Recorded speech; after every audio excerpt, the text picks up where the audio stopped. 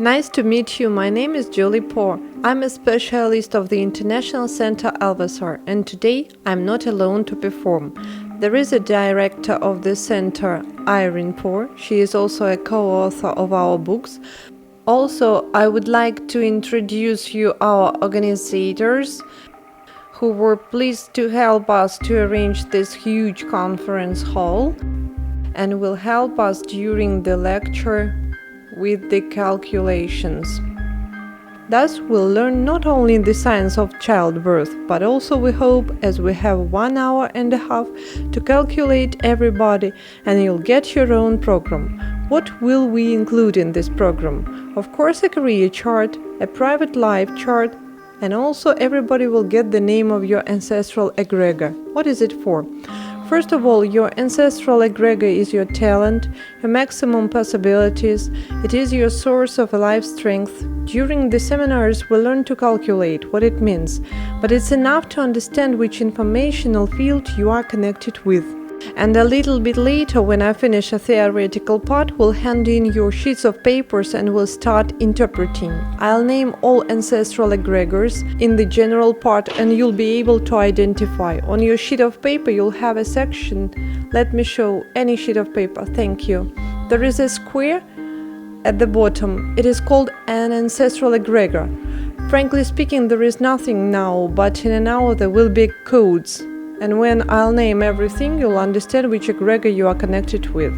Thus, you'll be able to understand about yourself and your family. So let's start. The fact is that a lot of people ask one question: who are we in this huge and boundless universe? And maybe somebody has gone to Peru. Are there any? No?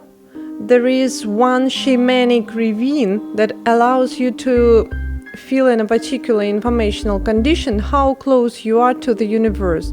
And so to say, when you dissolve in this unusual informational field and return to the reality, you tell yourself, is it real that I'm a part of this huge universe? Yes, you are really a part of this huge universe, and such philosophic conception as a human being is a part of the universe creation through space dust, right? That we are a part of space dust. It's only one of the comprehensions of the physical plan. In fact, we are connected with special informational energetic fields and through astral, mental, ethereal, and other bodies. That's why a human being isn't only a part of the universe, but also a part of the informational energetic field. How do we get this energy? We get it through the ancestral egregors. Today I'll show you that our universe is connected with us through a chakra system, is connected with a star system, and it in return is connected with our chakra system. And we, according to the law of similarity, are nothing but the continuation of the universe. You'll see it today. And many people who work with the chakra system maybe ask themselves, nevertheless, if we are connected with an informational energetic field of the family via the third chakra, it's in many videos and in the book. How are we connected to our genius? We are connected through the fourth chakra. It is responsible for love, compassion, empathy, ability to feel a close person in a distance. But wonderfully, exactly the fourth chakra is formed in the astral plan. Today, you'll see it. Thus, it's our connection not only with the genius, but also with the whole universe. You already know that our bodies are being formed long time before they got the physical cover, and every person has a right to choose on which level he or she will play the game called life. According to the fact how you formed your physical bodies depends the amount of the energy that went to your astral, mental, ethereal, and other bodies.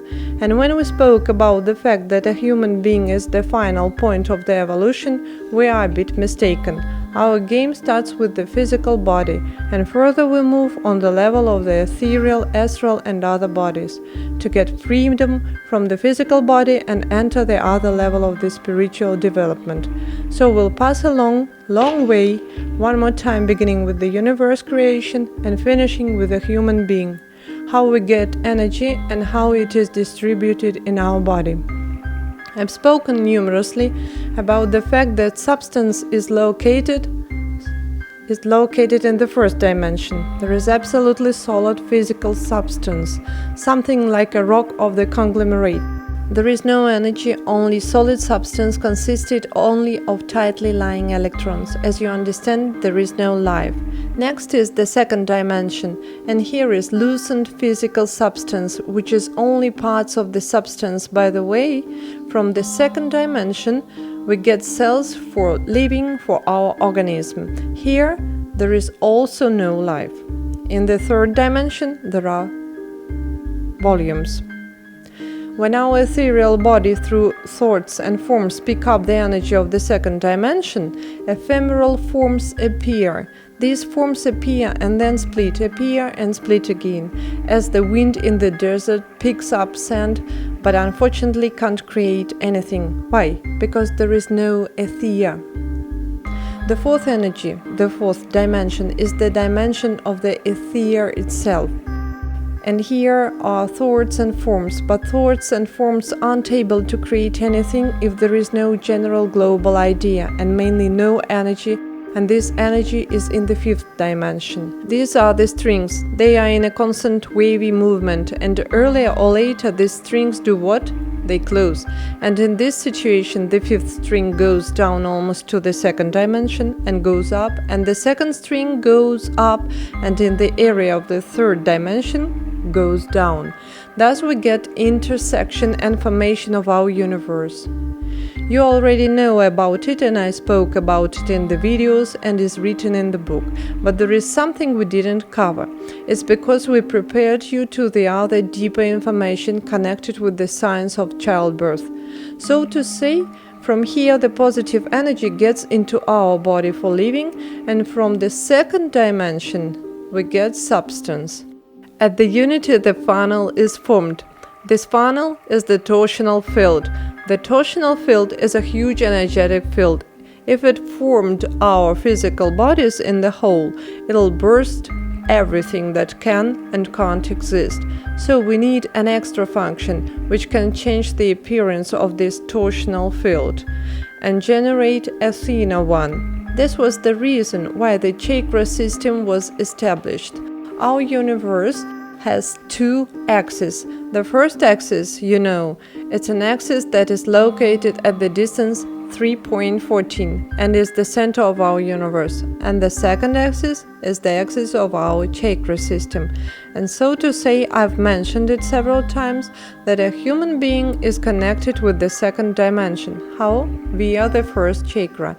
With the fifth dimension, a human being is connected via the ninth chakra. Thus we get on the second chakra, on the second dimension, there is the first chakra. The age of the universe is the second chakra. The third connects us with the third dimension. Here along the axis is the fourth chakra. The edges of the universe are the fifth and the sixth chakras. Here on the edge is the seventh one. Next is the eighth and the ninth. As you see, we got a cross. That very cross were not only by a human being as an energy system, but also by the universe as the same energy system. Everything is according to the law of similarity. The first and the ninth chakras are beyond the limits of our universe, as well as the eighth. That's why our task is to break through the second, the fifth, the seventh, and the sixth chakra and go up to the eighth. This chakra is responsible for the so-called third eye. It's a pineal gland in the organism. It's increased extrasensory perception, aspiration to the spiritually, and here, if inside there is substance, then near the eighth chakra it doesn't exist. Where is it? It is located in the ethereal field. That is here, the eighth chakra, are all the angels, all the veteran saints, but all the highest angels are only at the ninth chakra of our universe. Thus our universe is formed the same chakra system as ours, and this powerful energy of the torsional field is coming inside the universe, and here, thanks to the highest angels, the energy of the fifth dimension and the energy of the second dimension start joining. So here's the huge torsional field that consists of many layers. To be exact, there are 7 of them. The torsional field, according to the image of our astral plan, is also formed by 7 layers, and all these 7 different layers, if they got inside the physical body, could make a big misbalance in the organism. Exactly for this, an intermediate link is formed. We didn't speak about it before, but nevertheless you need to understand this.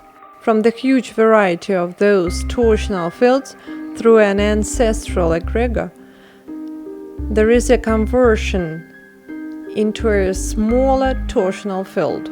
It's a huge energy that consists of only one flow.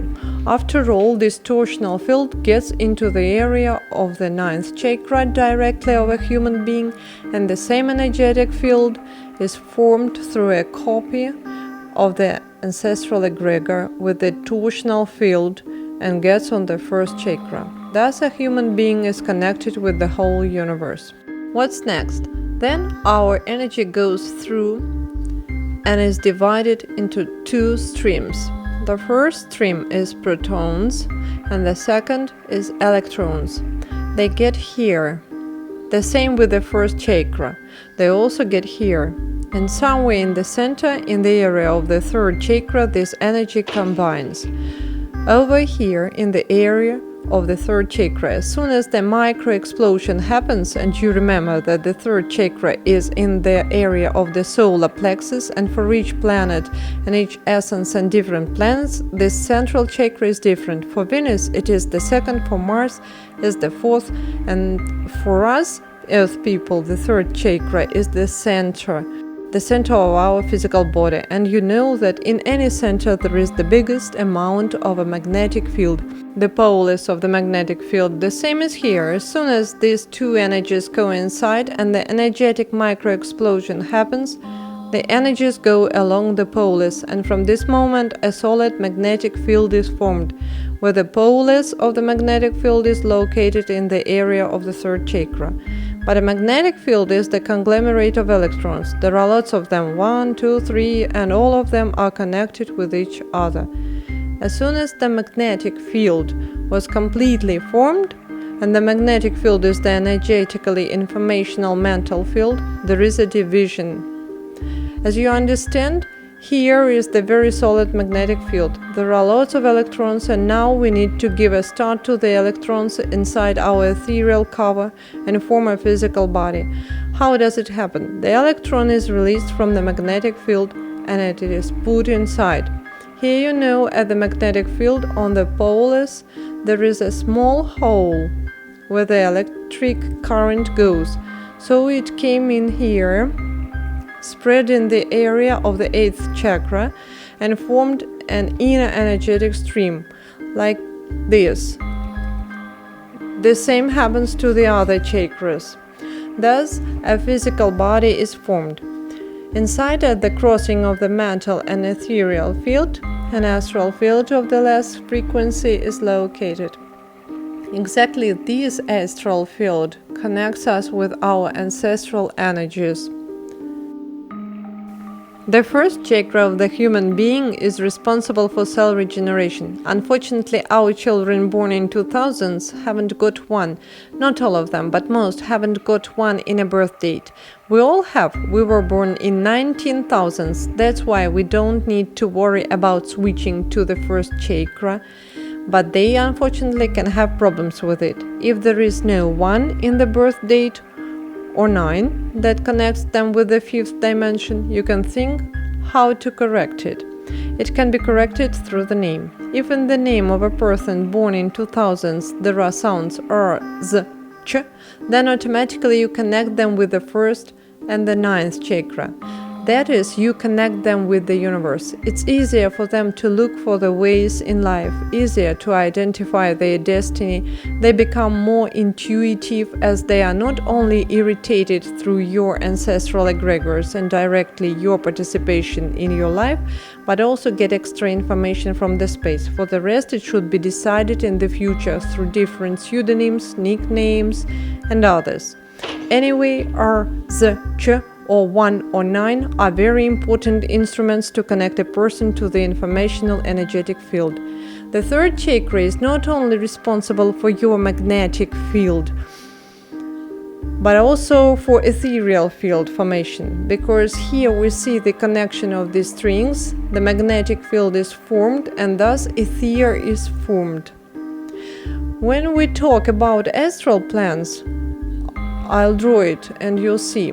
The third chakra as well is responsible for the ethereal field. Everything is absolutely similar. Let's have a look. I told you on the last lectures how the astral plan is organized, that is layered, that in the astral of our Earth planet, there are 3 main branches. It's the 3rd, the 5th, the 6th layer of the astral. Unfortunately, now we are in the zone of the quantum leap. I spoke about it a lot, and now I'll repeat. Unfortunately, in 2014, who doesn't know, I'll tell you, a quantum transition happened. Our proton decreased 4 times. Do you know about it? You know.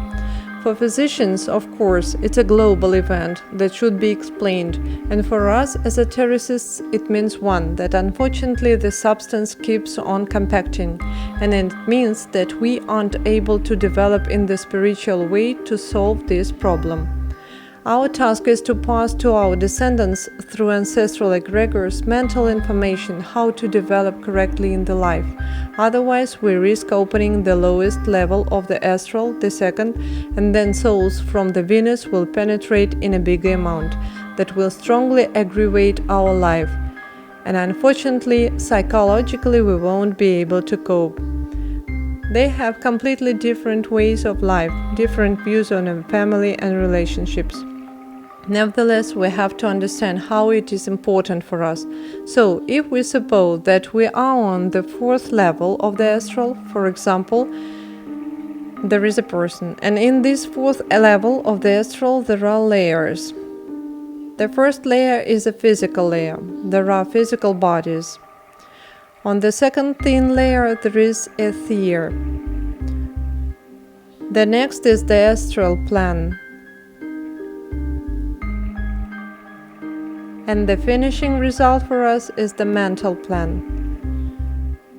I've already told you that in the mental plan there are egregors and adams. Egregors, it is when the mental field is protected from the negative information. Why?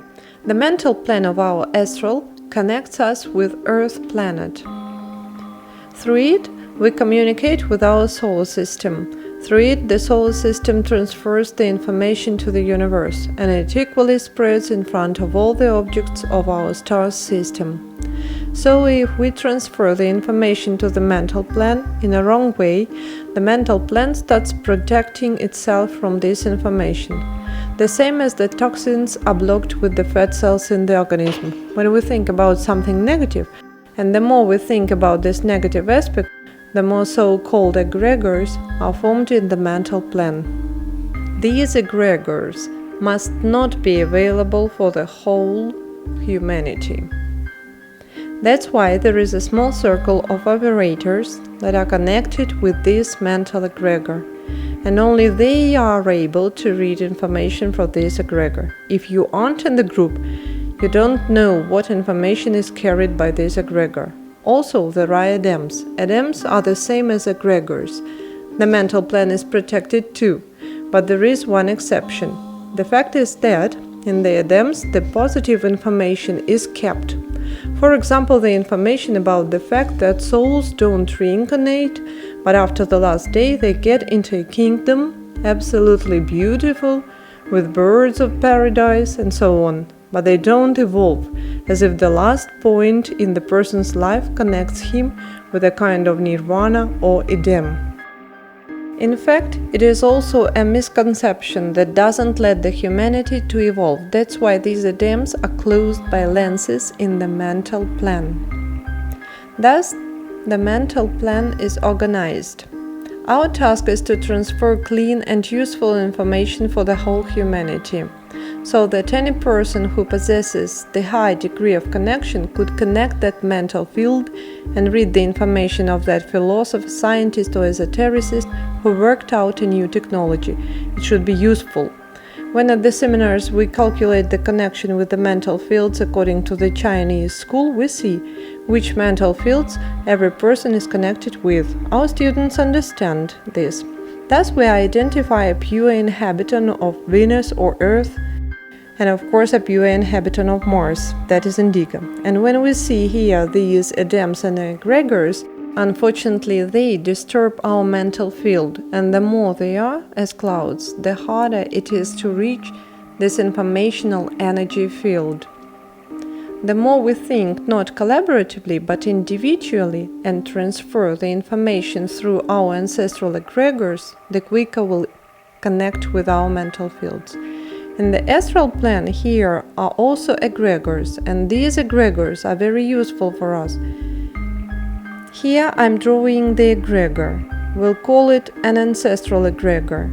When the energy from the torsional field enters a person, it bursts him. But when it enters through the ancestral egregor, the egregor distributes it along its ancestral lines. A bit later I'll draw these ancestral lines and teach you to define who you are towards your ancestors. You'll see exactly who you are, whether a great-grandmother or a great-grandfather, according to your mother's or father's line. In half an hour you'll manage to define it. And of course you'll help your friends, colleagues and close people to cope with this uneasy task. A bit later I'll tell you about all ancestral egregors that exist. So when this torsional field went through and got into your ancestral egregor, it distributed and the soul started arising in this or that egregor in the physical plane. Here is a person in the physical plane.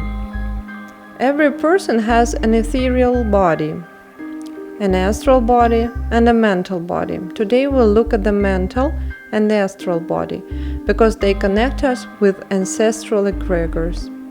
A person incarnates through the astral plane on the earth and in the same way gets back to the ancestral egregor.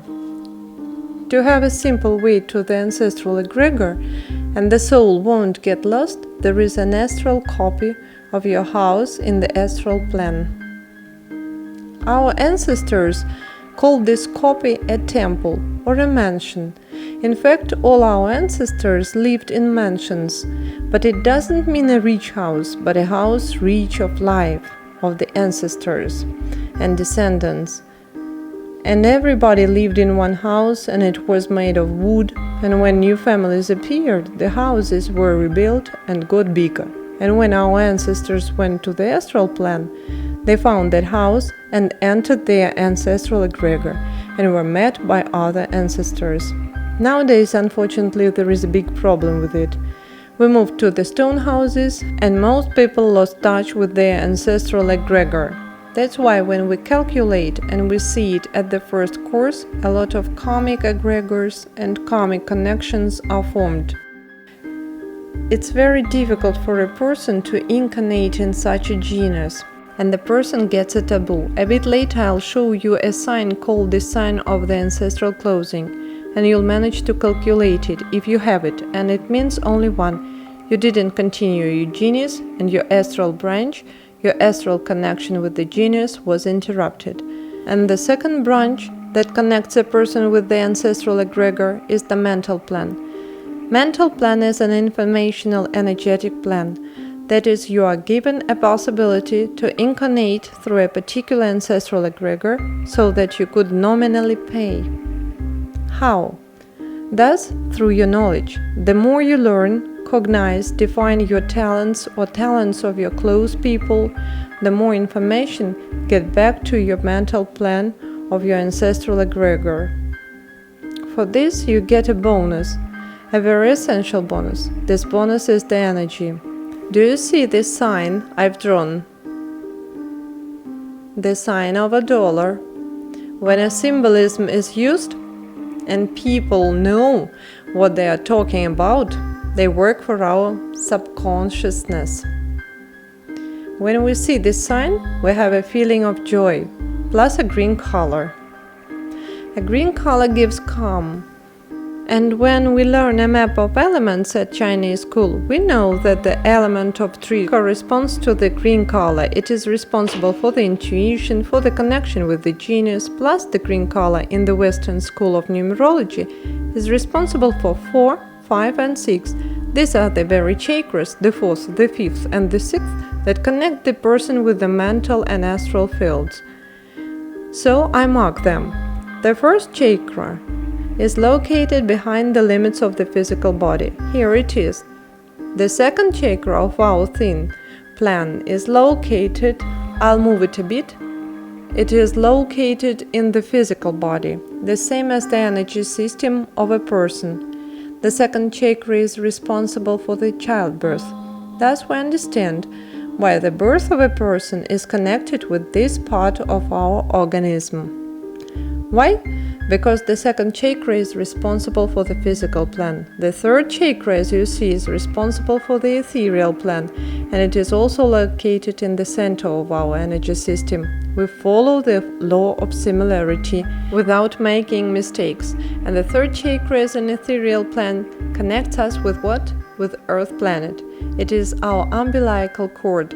And if the childbirth is going in the wrong way, I spoke about it in the videos, when the umbilical cord is cut and there is no opportunity to get the energy juices from the mother's organism, unfortunately we cut ourselves from our plan of the earth. This is the reason why a person doesn't feel his or her emotions. The person unfortunately doesn't escape if there are catastrophic events, and of course pollutes the environment and doesn't worry about Earth planet. The next is the astral plan, and the fourth chakra is responsible for it. And exactly in the astral plan, the ancestral egregors are located. What is responsible for the fourth chakra in the human organism? The heart. That's why one of the laws of the universe is the law of love. If you are able to love, you have the connection with your ancestral egregor. The next in the mental plan, there are the 5th and the 6th chakras simultaneously. They are on the person's right shoulder, it's the 5th, and on the left shoulder, the 6th. Thankful to the 5th and the 6th chakras, our energy system is absolutely closed and volumetric, unlike the system introduced by the Indian culture. And of course, the karmic plan, the 7th chakra, is responsible for it. And you know, if there is any misbalance in the karma, the person breaks the karmic laws or has mistakes in the past incarnation, today we'll calculate it and I'll name them one more time and you'll see your mistakes of the past life and of course try to untie this karmic knot.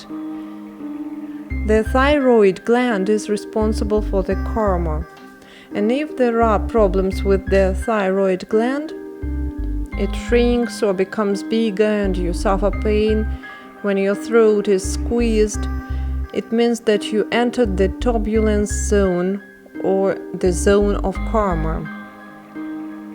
Fortunately, the neck is the thinnest part of the body. Why so? Because the path to the 8th plan, to the person's intuitive body, should be strictly limited. And exactly the thyroid gland, through the person's karmic body, defines whether to let this information higher or to let your spiritual development or not. If you know, there is an amazing tradition in African villages to put on the rings on the neck so that it becomes longer and much thinner. Thus, they artificially limit the stream of the karma and let themselves to the higher layers. I don't insist on this tradition. It's better to work with karma through the actions, not the rings. What concerns our system? We get the energy, transferring there only the information. Imagine a person visits a magician or an occult doer and says that he or she wants to study at school and get an ordination. You can study wherever you want or get information wherever you want, but it's essential not to undergo an ordination. Why? Because all these ordinations work not through the ancestral egregors, but through the egregors located in the mental field. Thus, you betray your ancestral traditions. Why? You say, I don't want to transfer you and get from you, from my ancestors. I don't want to get the information. I want to get the information in the other mental field. For this, you'll be punished by your ancestral egregor, and you start connecting. I'll shift a bit. It's on one line. So you start connecting with the other person's mental egregor, a strange egregor. Yes, you'll be given knowledge, but there is one global but. When you form your energy informational field, your life experience, your knowledge in the classics, according to our traditions, all these things must go to the ancestral egregor of your genius.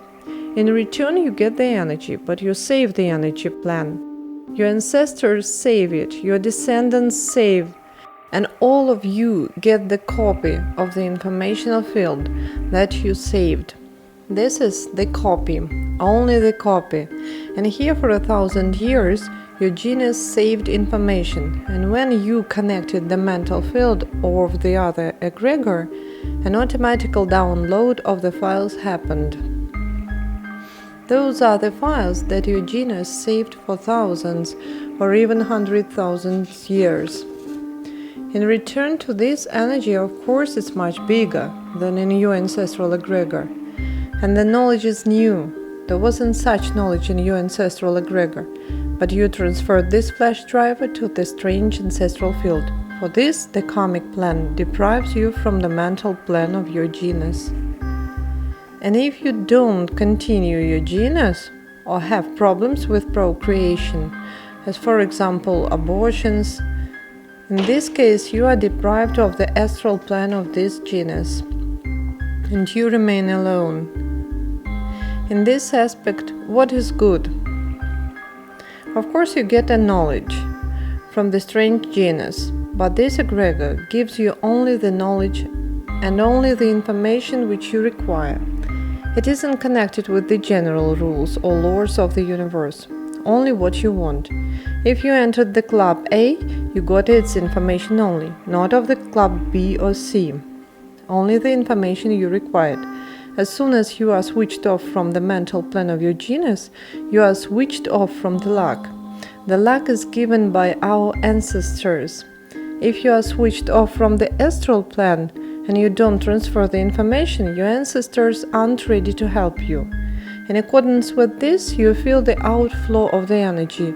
You are depressed and feel the absence on the Earth planet, and there is no support or interests, as if everything disappeared. But in this mental egregor, you get information. What is bad? This mental egregor has its own branch. This is the ancestral egregor, and you have to incarnate through it. They give you an ancestral connection, they give you a mental connection, and you leave your ancestral egregor forever. To come back, you have to remember who you are. When we calculate ancestral egregors, it's well seen firstly the karmic genus, that is whether you are switched off from this mental plan, and secondly, if you have 4 in the 4th working numeral, I'll show a bit later, then you are switched off from the astral plan of this ancestral egregor. Thus you get neither knowledge of your genus nor energy. What is the knowledge of your genus? This is a very global aspect.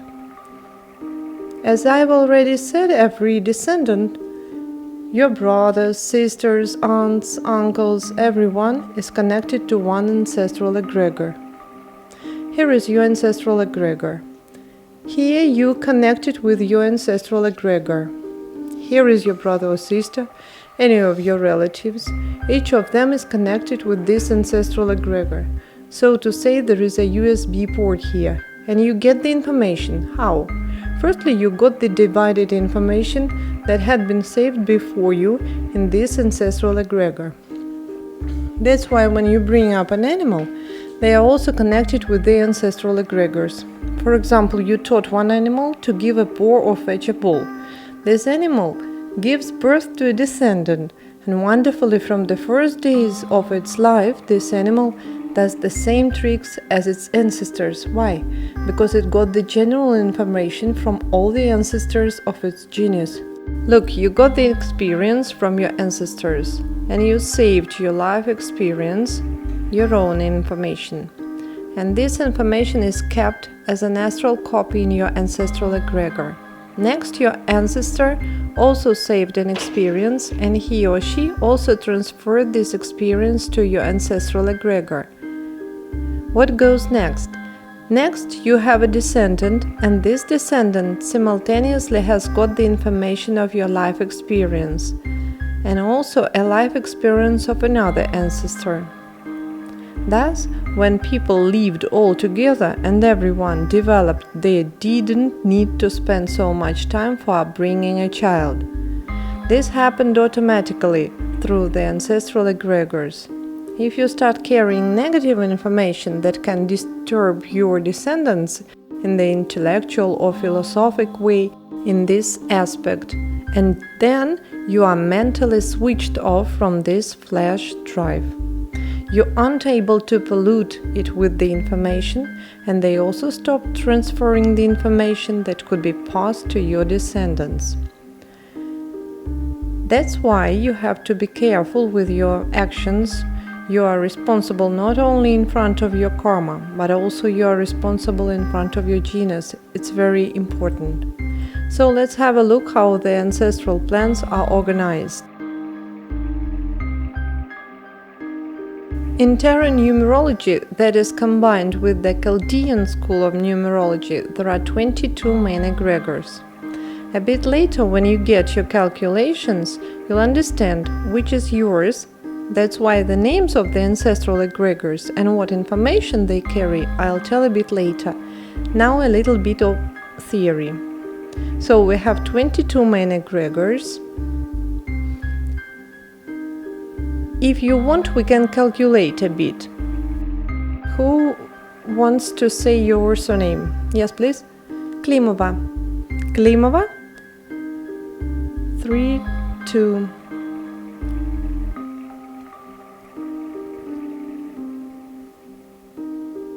Your main egregor is the first. So interesting.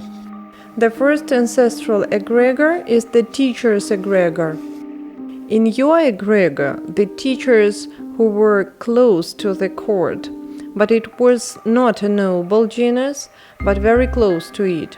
Your men, the ancestors of the genus, transferred very deep information to people. They taught at the institutes, at high schools, but the women in your genus were involved in the medicine. That's why if you have an interest to the teaching according to your male line, or to the medicine according to your female line, be on energetics, healing, or other aspects, that's right, you get the information from your genus. And you don't need to study much in these two professions. You just feel it as you got this information from your genus. But there are a lot of first egregors. Why? Because the surname Klimova, another surname, also refers to the first ancestral egregor. More and more and more, maybe 100,000 or even more. And absolutely all of them save the energy for the first ancestral egregor. So what do we see? It is called a patrimonial nest. A patrimonial nest is a combination of the genus according to the genetics. Thus, the patrimonial nest is responsible for genesis of a person. Relatively speaking, all the Klimovs are located here. Here, somebody else, according to the first ancestral egregor. Is there anybody else? Look, please. Yes, the first. And so on. There are a lot of them, but every patrimonial nest is divided into its particular genetic lines. For example, you were born, let's suppose, in this genetic line. That is all your ancestors. Shilov. Here is also located a surname of Shilov. It's not calculated yet. So the Klimovs are from the first ancestral egregor, the Shilovs are from the first egregor, and so on. Each of them is distributed in their genetic line. Every genetic line has got its own ancestor. And when you were born in this line, it is already called an ancestral hearthstone. And you are located here in this huge coordinate system. Thus you are here and you feel your ancestral hearthstone. The hearthstone transfers the information to the patrimonial nest, and the nest transfers to the ancestral egregor. The system is very long.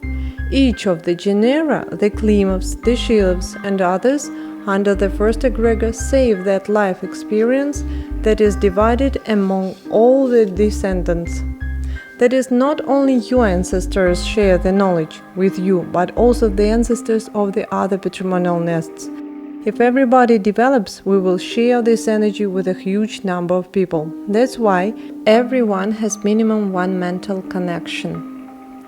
And this mental connection is to our ancestral egregor. To define your connection with the genus, because we have a coefficient in numerology that lets you define how close energetically you are to your genus. So I'll take at random the first surname, the paper. So as usual I take Rahu.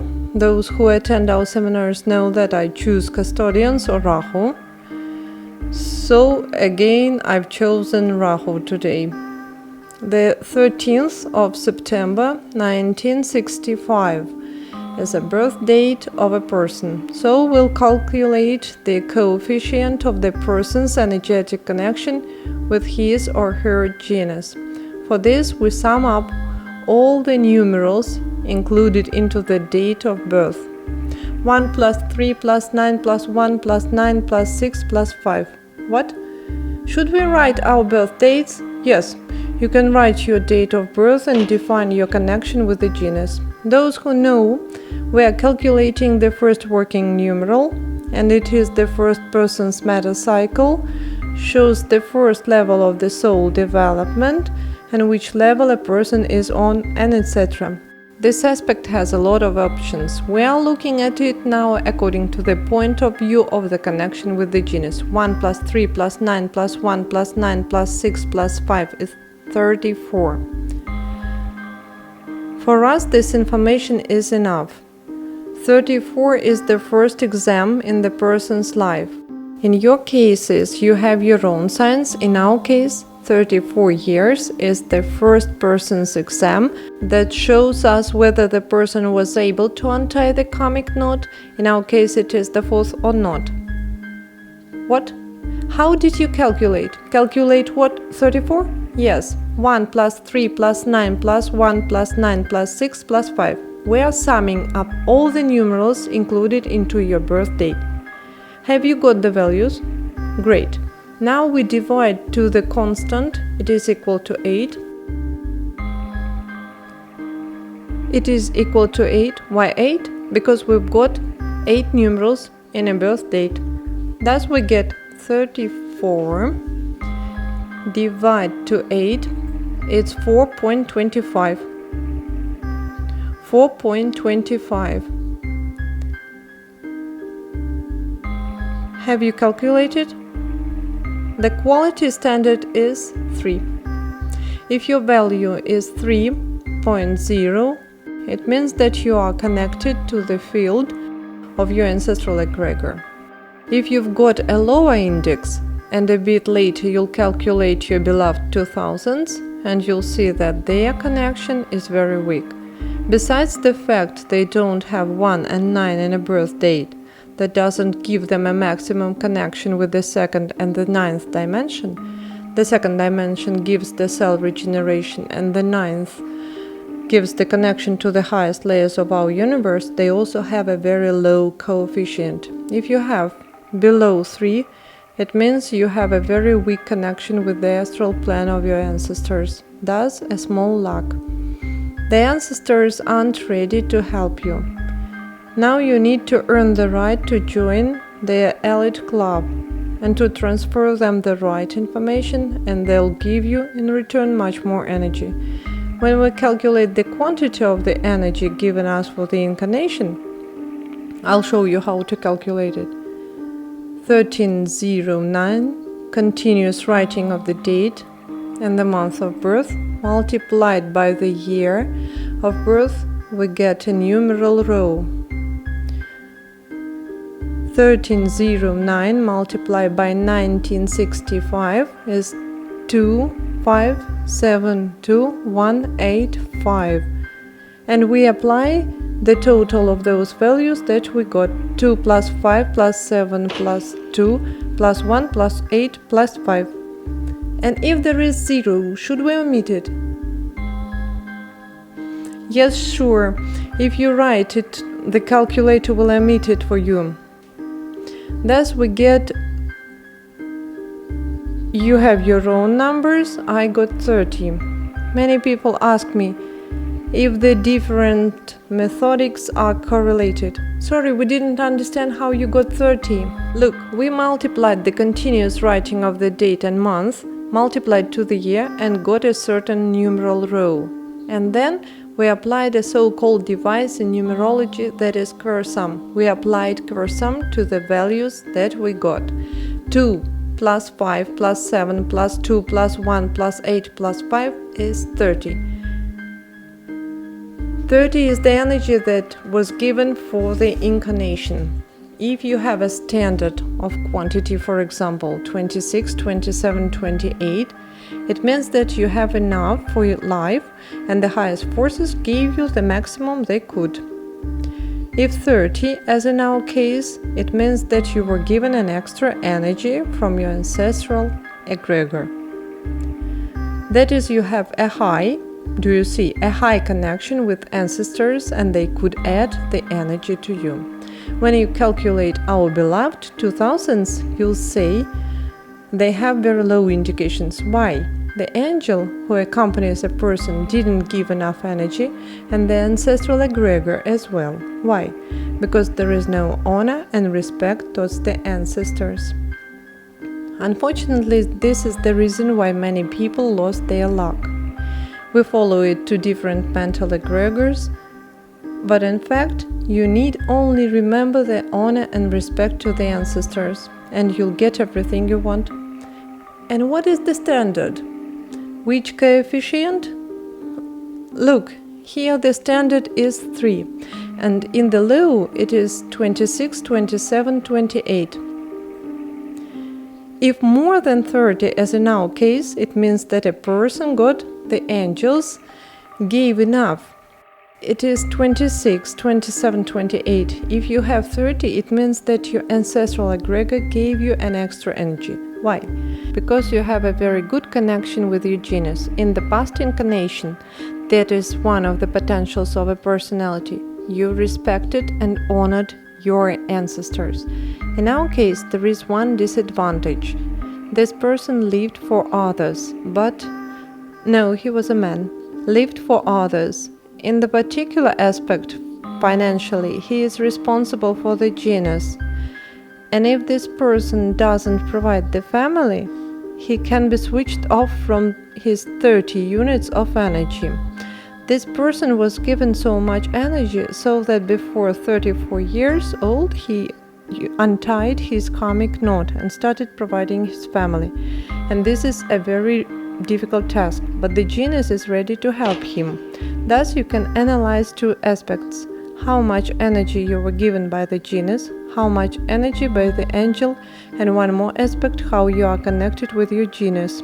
Are there anybody with low index? Yes, 24. Here, it means that little energy was given to you. It means that the highest forces don't trust you.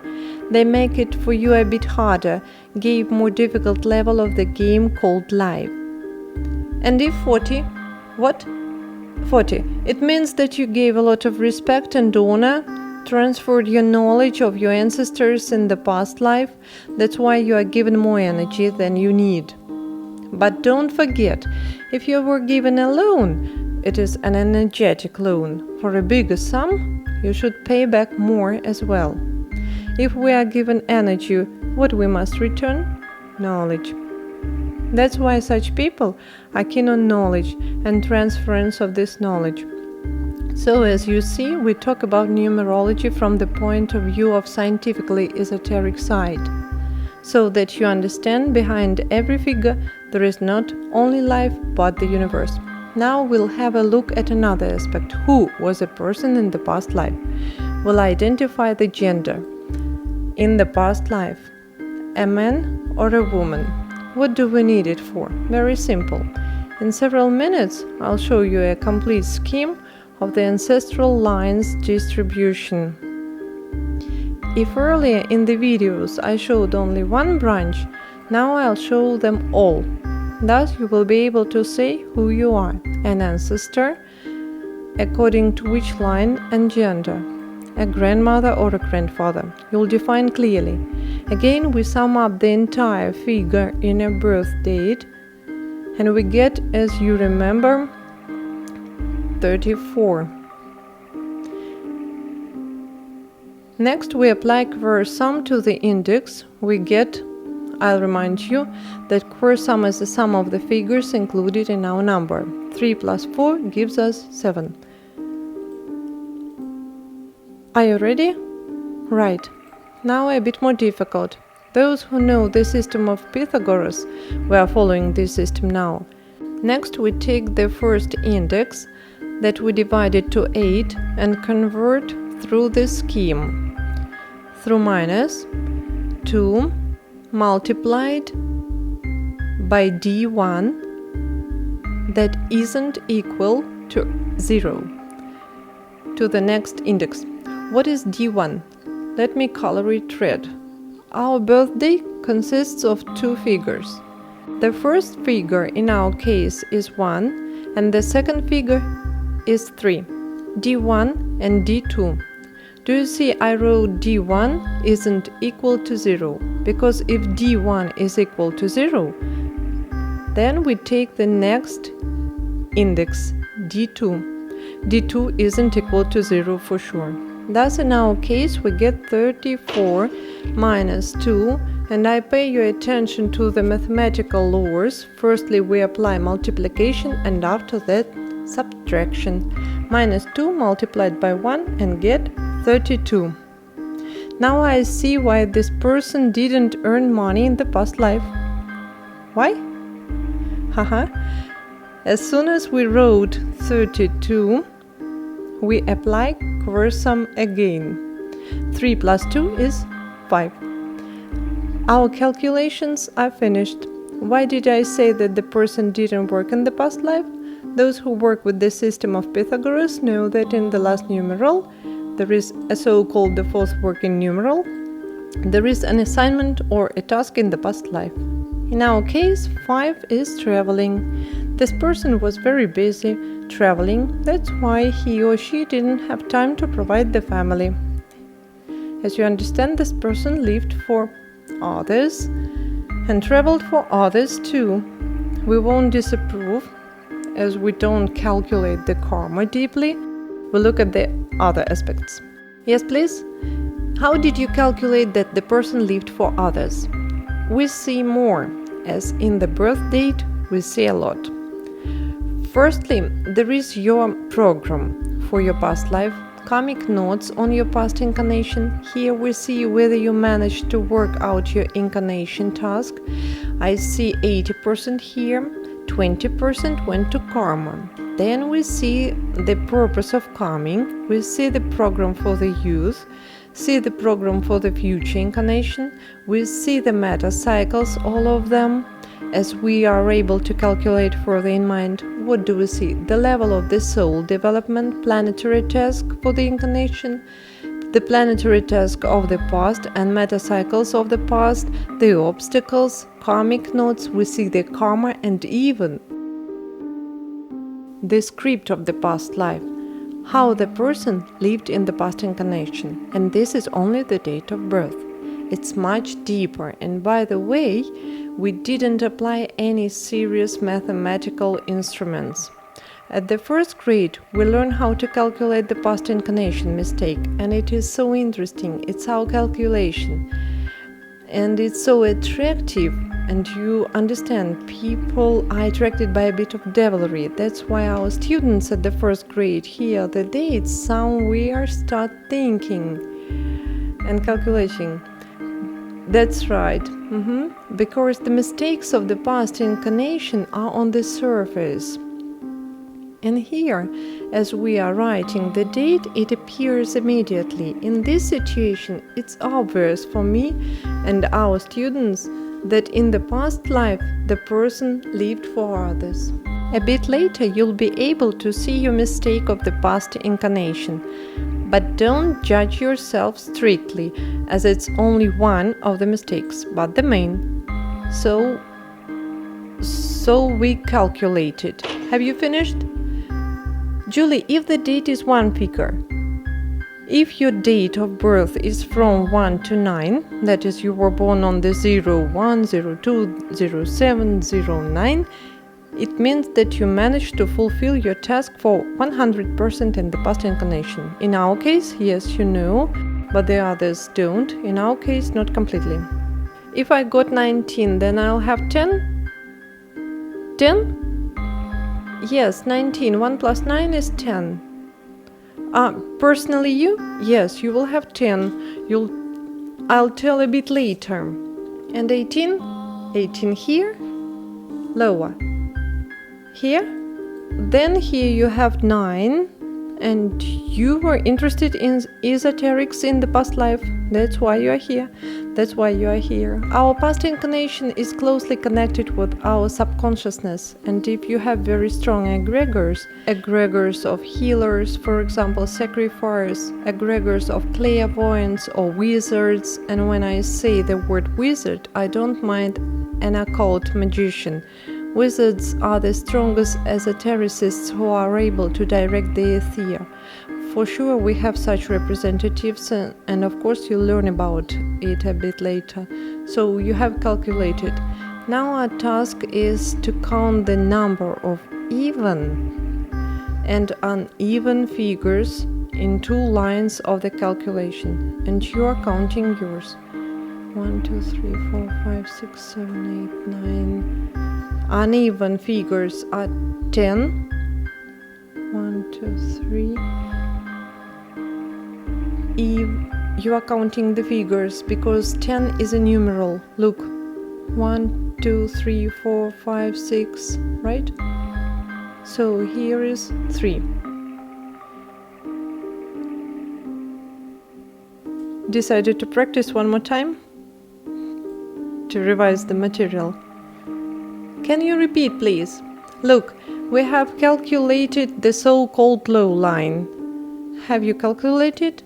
And now we are counting the quantity, not the sum, but the quantity of even and uneven figures in these 2 lines. In 2 lines.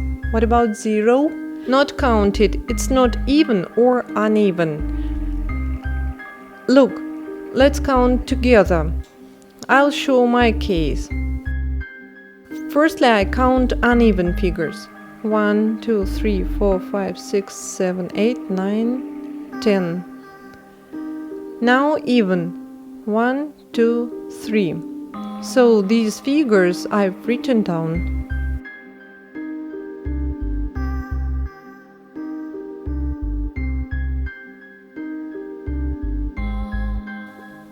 What's your birthday?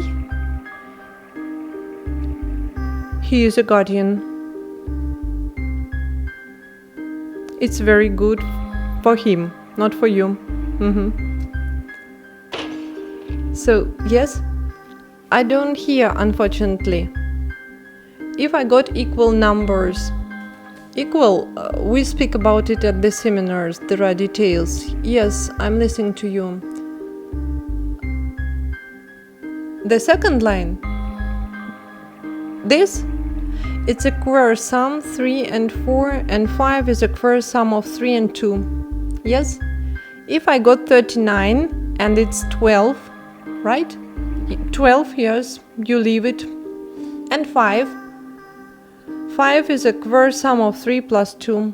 So, we've got some indexes. Let's learn how to interpret them.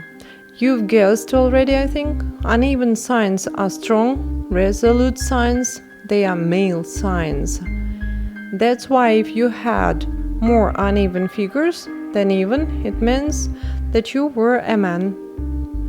And the tumbler of brutality is defined by the quantity of difference between uneven and even figures.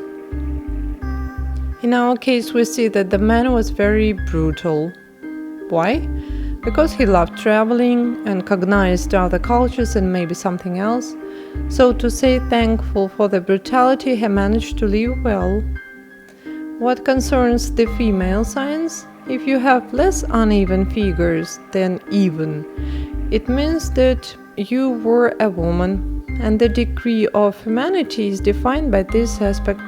When we define this aspect at the seminars, why do we need it?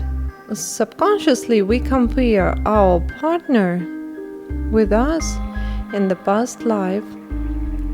Thus, there are such dialogues in the conflict. If I were you, or I wouldn't have done it if I were you.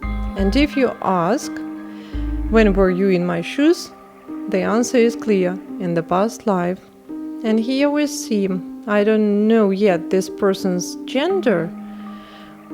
What I can say, either this person will look for a strong woman if a man, or a strong and willful man if it's a woman. You see why? Because the signs are very strong. Thus, we have defined only your gender in the past life. But if you remember, there is one coming sign that is noticed quite well. It's a sign of the genus closing. If in your calculation in the fourth figure, here, in the fourth figure, there is 6, are there any people here? Yes, there are. Yes, it means that in this incarnation you aren't allowed to continue the genus. Not always without children. When this sign has a man, it's much more difficult, because first 4 children conceived by this man come to his genus, but he is not allowed to continue this genus, and there will be no children in most cases, or they will be egregorial. They will be born and say, Mom, Dad, I don't know you, I'm from the other genus, I have other talents, and I'll be on my own as soon as possible. If it is a woman, she incarnates to life her own ancestors, the 5th, the 6th, the 7th, the 8th child. But for a woman, there is a chance to give birth at least to her husband's ancestors. Yes, there are difficulties in childbirth for this sign. So if you have this sign, it means that in the past incarnation, you didn't continue your genus, being the only child in the family. That's in the past incarnation, the ancestral lines were closed on you. If you didn't continue the genus, your ancestor didn't have place to move and you were sent. Do you remember?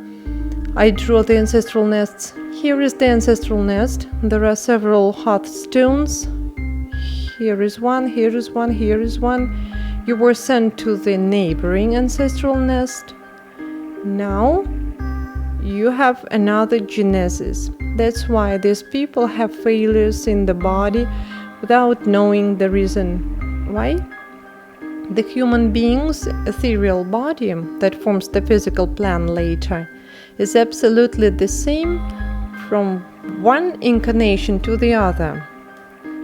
How does the ethereal body keep its form? Due to the DNA molecule. And the DNA molecule is the information from the mother and the father. In this hearthstone, the information from the parents will be correct. Thus, your ethereal body, that is your health, will be correct. And if via this 6 you are sent to the strange ancestral nest, this gene doesn't suit this lamp. And that's why there are some defects in the physiology. There are such failures in the body, thus we are punished for the fact we didn't continue our genus. And now when we defined your gender, is everybody ready? Yes, yes. Now I'll draw the process of entering your ancestors' souls on this scheme. I've told you already that when you start relationships, you must understand that you incarnate not simple avatars, you incarnate your ancestors' souls. And the first come the children who are your husband's ancestors, and after that yours. Thus, I mark a black circle for the men and the white one for the women. The first baby is born, the first in the genus. Let it be a man, it doesn't matter. The first was the closest to the genus, as this baby carried pure genetic line. Why? Let's have a look. Here is the axis of your genus. Here you have a father and a mother. Yes, a mother and a father. And your father has a father and a mother. And your mother has a father and a mother. Next, all your ancestors have parents, fathers and mothers. So we have marked a grandfather, a grandmother, according to the father's line, and also a grandfather and a grandmother according to the mother's line, and a grandfather and a grandmother according to the mother's line. Do you see? Now we are looking at first 4 children. Here is the first. Who is this child? The first baby is your father's ancestor, who is carrying the genes of his father, your grandfather, and thus one of 2 ancestors incarnate. A great-great-grandmother or a great-great-grandfather according to the father's genetic line. If you are the first child in the family, and we are observing the variant when you have the same mother and father, thus you are the closest to the genus. And do you remember we have just calculated a man or a woman? Either you incarnate your great-great-grandmother or a great-great-grandfather. Now you know who you are. If you are the second child in the family, what? Have you got questions? If you are the second child, you incarnate a male line of your genus as well as the first, according to your father's line, but already his mother's ancestors, your grandmother's ancestors. Here is the second line, and here is the same. There is a great-great-grandfather or a great-grandmother, and according to your gender in the past life, you can exactly define who you are. The next child is, what about twins? Twins are one soul. I'll finish and tell you about twins. So the next child incarnates the mother's line. The third child, the mother's line, but firstly and always the male line. That is your grandfather, according to your mother's line, who also had 2 ancestors, a man or a woman. The fourth child in the genus also incarnates the mother's line, but according to your grandmother's line of your mother's line, and also 2 ancestors, one of them entered the body. Are aborted counted? Yes, they are. Every child. The soul enters the body on the 7th day after the conceiving, and if a child went away before the 7th day on any reasons, it's not an ancestor.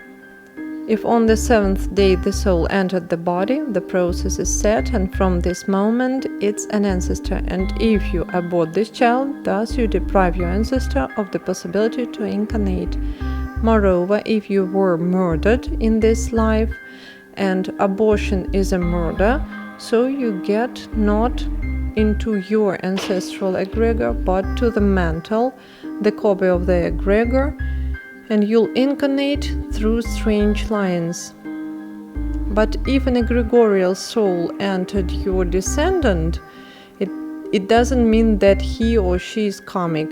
It's not the fact, as a lot of people are murdered who did a lot of positive things for Earth people, but for some reason didn't suit regime, So don't disapprove these children. Thus, first 4 children incarnate, and in the Vedic culture it is stated that the first 4 children are born to whose genus? To the fathers.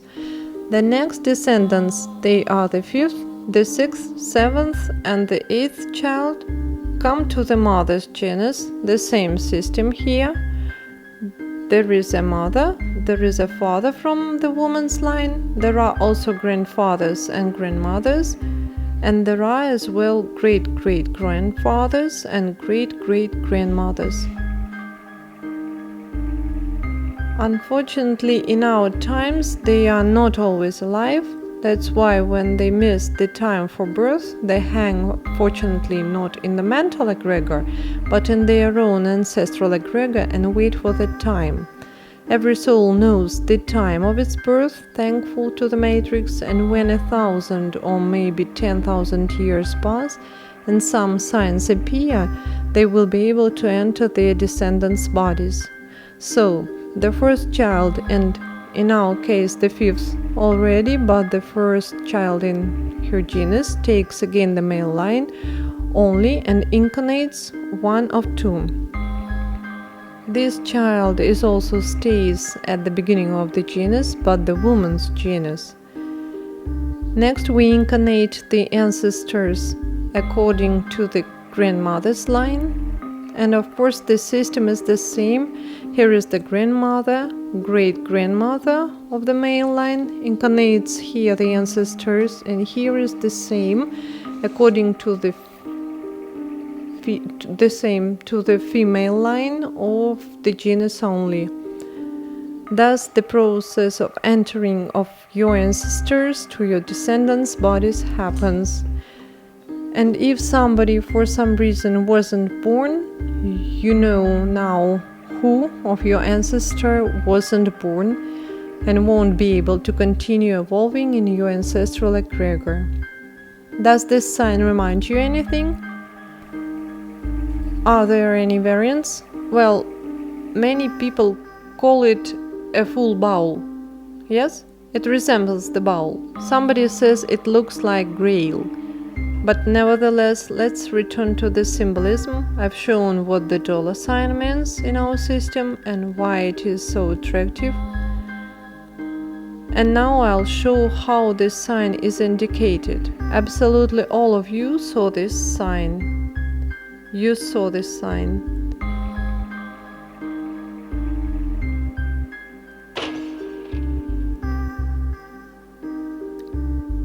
It is generally used now in the ritual practice, but this sign shows the connection of the descendants with the ancestral lines. It is pure our Slavic sign, but unfortunately it is borrowed by another culture and it is ascribed to Kabbalah. But in fact it's our sign. Thus the system itself looks like already in the schematic variant, the scheme of soul's incarnation on the Earth planet. Are the calculations ready? Great. If you have any questions on theoretical part, I'll answer them, and after that we'll start learning your ancestral egregors. Did you meet people with the negative 3rd numeral? With the negative 3rd numeral, yes. How is it appeared in? The branch of our incarnation not always goes forward, sometimes back. If you have, do I get right, you've got minus in the low line? Yes, it happens. As a rule, these are people born in 2000s. Ask this person, this child, a question. What is the life in the future? Try to talk from this side. He or she will tell you about robotic technology, about crazy technologies, about the fact that inside the organism there is iron. Because every time I spoke with such children, they are very frank, right? They say inside us there are metal details and iron. And I have a feeling that in the future we are close to the so-called cyborgs. That's why if you talk to your child as if it's not a philosophy but reality, as you are ready to hear him or her, you'll hear a lot about future. Is it a kind of a sign? It's a sign of the fact that this child incarnated not from the past, but from the future. That's why our time for this child is minus the past, and for us we look forward to the future. You wanted to tell us about twins. Right, let's discuss. Twins, zygotic, dizygotic, Siamese, it doesn't mean. It means that in the past life it was one person. You know that a person has got a physical body, and twins have a physical body as well. Each of them has got an ethereal body, both of them, and each of them has got an astral body, because everyone comes back to the astral plane in different ways. And here it's very important to ask your relatives or your clients who of these twins were born the first, because to the astral plane goes the second child, that one who was born the second. Next is the mental plane.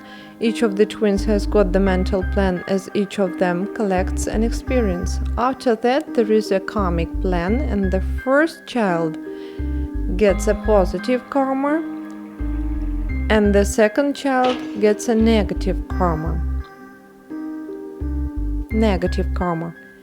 Next, there is the connection of their energetic covers. The emotional plane, or to be exact, the plane of the 8th chakra. It's the connection with the angels. They have common, and also they have the common 9th program body. Why is there a division in 2 or even 3 bodies nowadays? Because in the past life a person made very rough mistakes.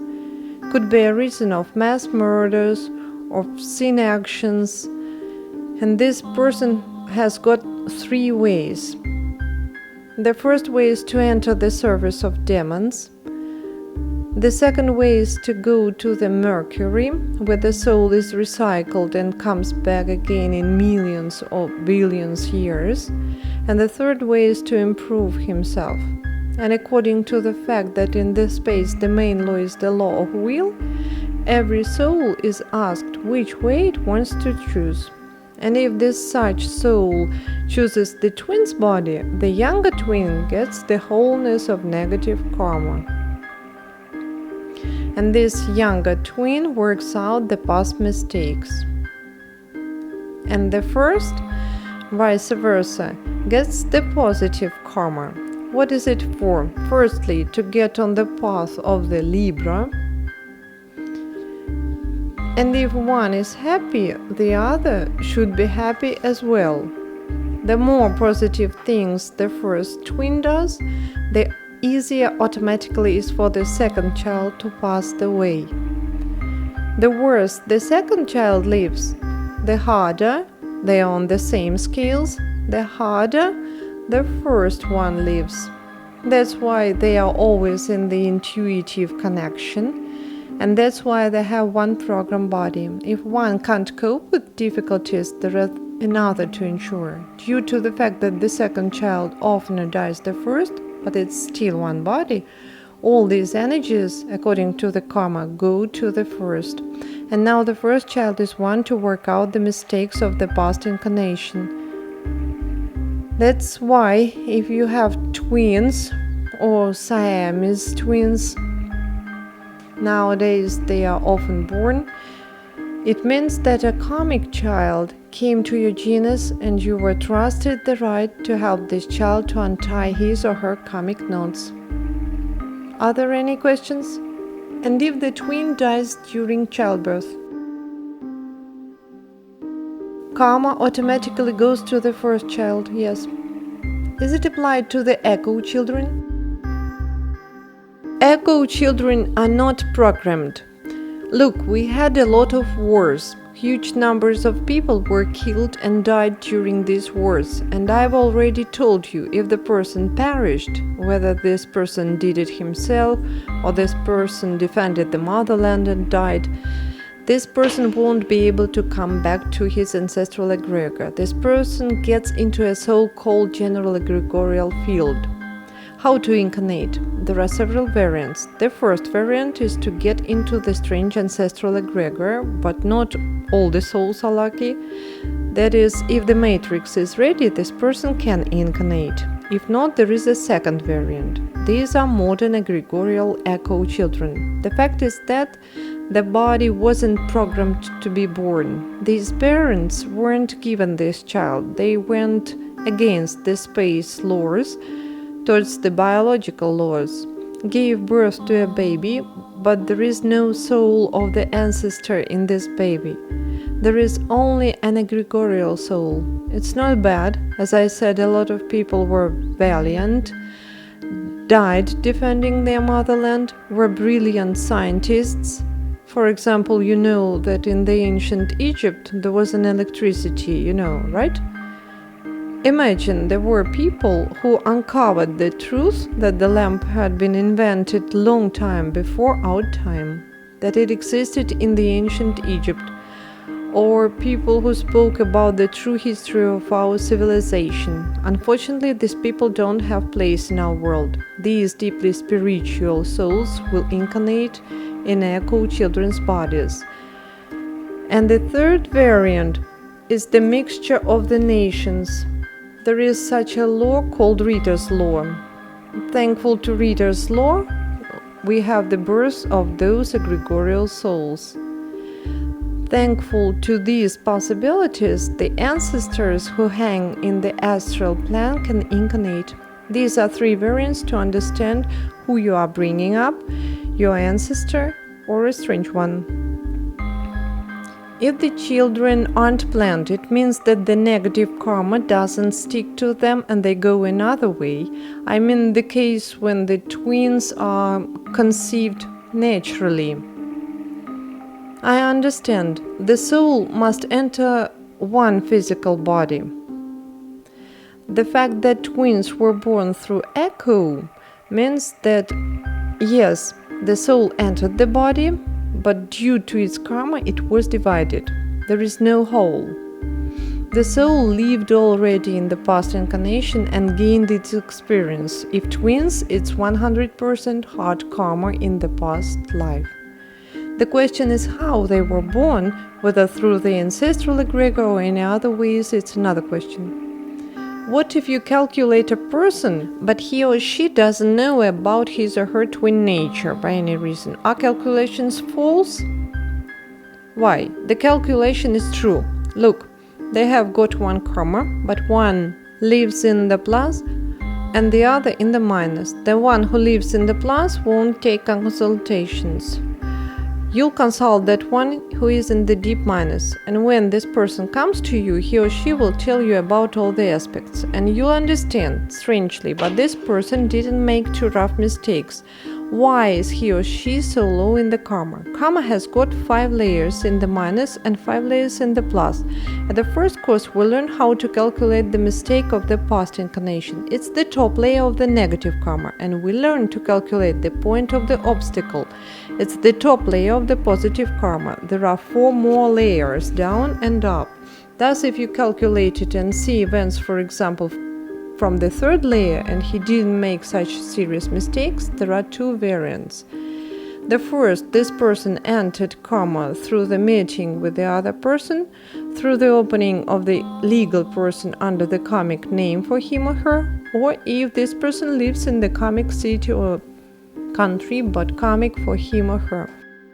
You look only at first approached signs according to karma. If it's clean, it's absolutely obvious that this person works out the negative layer. In my practice, I consulted only several. Did I give you consultations? No. You are one of the twins. As a rule, in 90% karmic signs work because a person without knowing took over the digital karmic matrix. You set a business, you have its name, and this name can be karmic for you. In your case, do you know whether you are the first child or the second? The second. Then it's your variant. You must live more responsibly as you are responsible for your elder twin. Brother? No, sister. You are responsible for your elder sister, and the cleaner you live, the easier it's for her. But it doesn't mean that she is absolutely saint in karma. We are all people. Yes. Do echo children continue the genus? The same. Echo children continue the genus, but they started from 0. Yes, from zero, they don't get mental information in total. Look, they are in the astral way. We have an astral connection and a mental connection. Echo children have an astral connection as they incarnated on the earth, but they don't have a mental connection, because for them this ancestral egregor is strange, and those who have 6th and the 4th numeral the same. They don't have a mental connection with the genius, and now they have to prove by their knowledge and experience that they have rights to connect this field. That's why those who have impaired mental connections feel it on the emotional background. They don't feel backed. Yes? And if there are triplets, the same with the triplets, but a bit differently the bodies are divided. The absolute minus goes to the 3rd child, 50-50 positive and negative karma to the 2nd child, and absolutely positive karma goes to the 1st. That is, the 2nd child in triplets has got positive and negative karma as a usual person and even doesn't notice it. There was a question over there. If a baby dies in the womb, what does it mean? Again, 2 variants. Either this child had karma connected with death. Usually it happens when the children were aborted in the person's past life, and the mother also has a sign of a child's loss. In this situation, we take the mother's birth date, look if she has a loss of a baby in her karma. If there is, it's pure karma. And if there is no this sign, then this child's matrix finished and he or she doesn't have time to pass matrix lessons. And when 10,000 years or 52 codes pass, this child will come back to the 1st year and will be given again 10,000 years and keep on moving. Yes. Is the Christian baptism the switching off from the ancestral egregor? Yes, exactly. That means those who were baptized were switched off? No, absolutely not. In this question, a religious egregor gives us a very good secure toll. They say if during 7 years you don't attend Sunday service, you are automatically switched off from the religious egregor. And if you attend them, you are connected with this egregor, and in this next incarnation, you'll incarnate through the 15th karmic genus. The 15th genus is the genus of warlocks, because the religious egregor has got the 15th arcanum. If you'll calculate according to Chaldean school, you'll see it. Yes? Tell us about caesarean section. Caesarean section unfortunately isn't favorable to do even if there is a medical necessity. It's better to try natural childbirth, as the doctors aren't always right in these aspects. Why? When on the 7th day the soul enters the body, it knows the exact day and the second of its birth.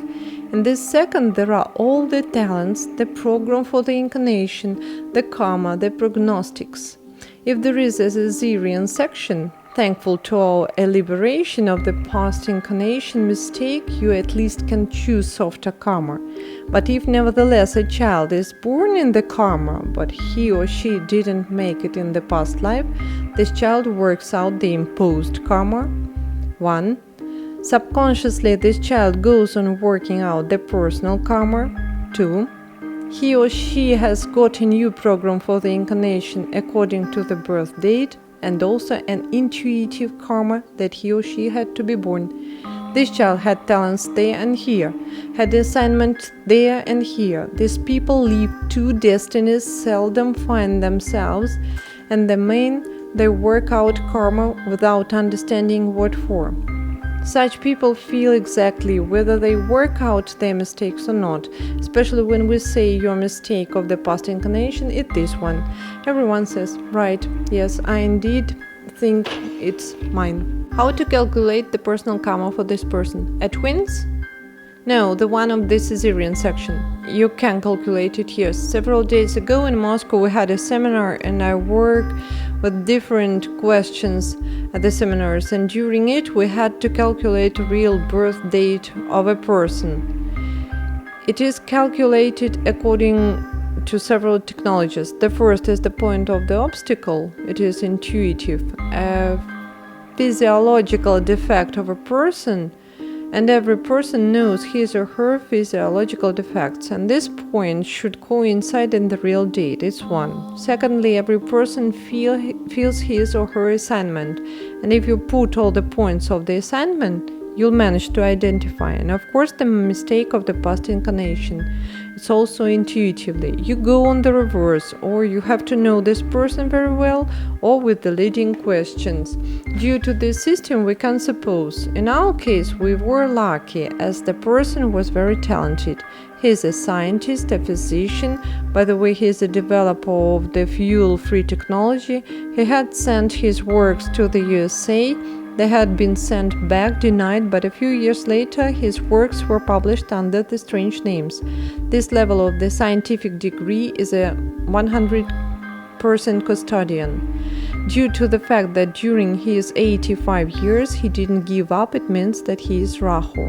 That's all. In the low line we have a code of the custodian, we have a code of Rahu, we know the year and we don't know the month only.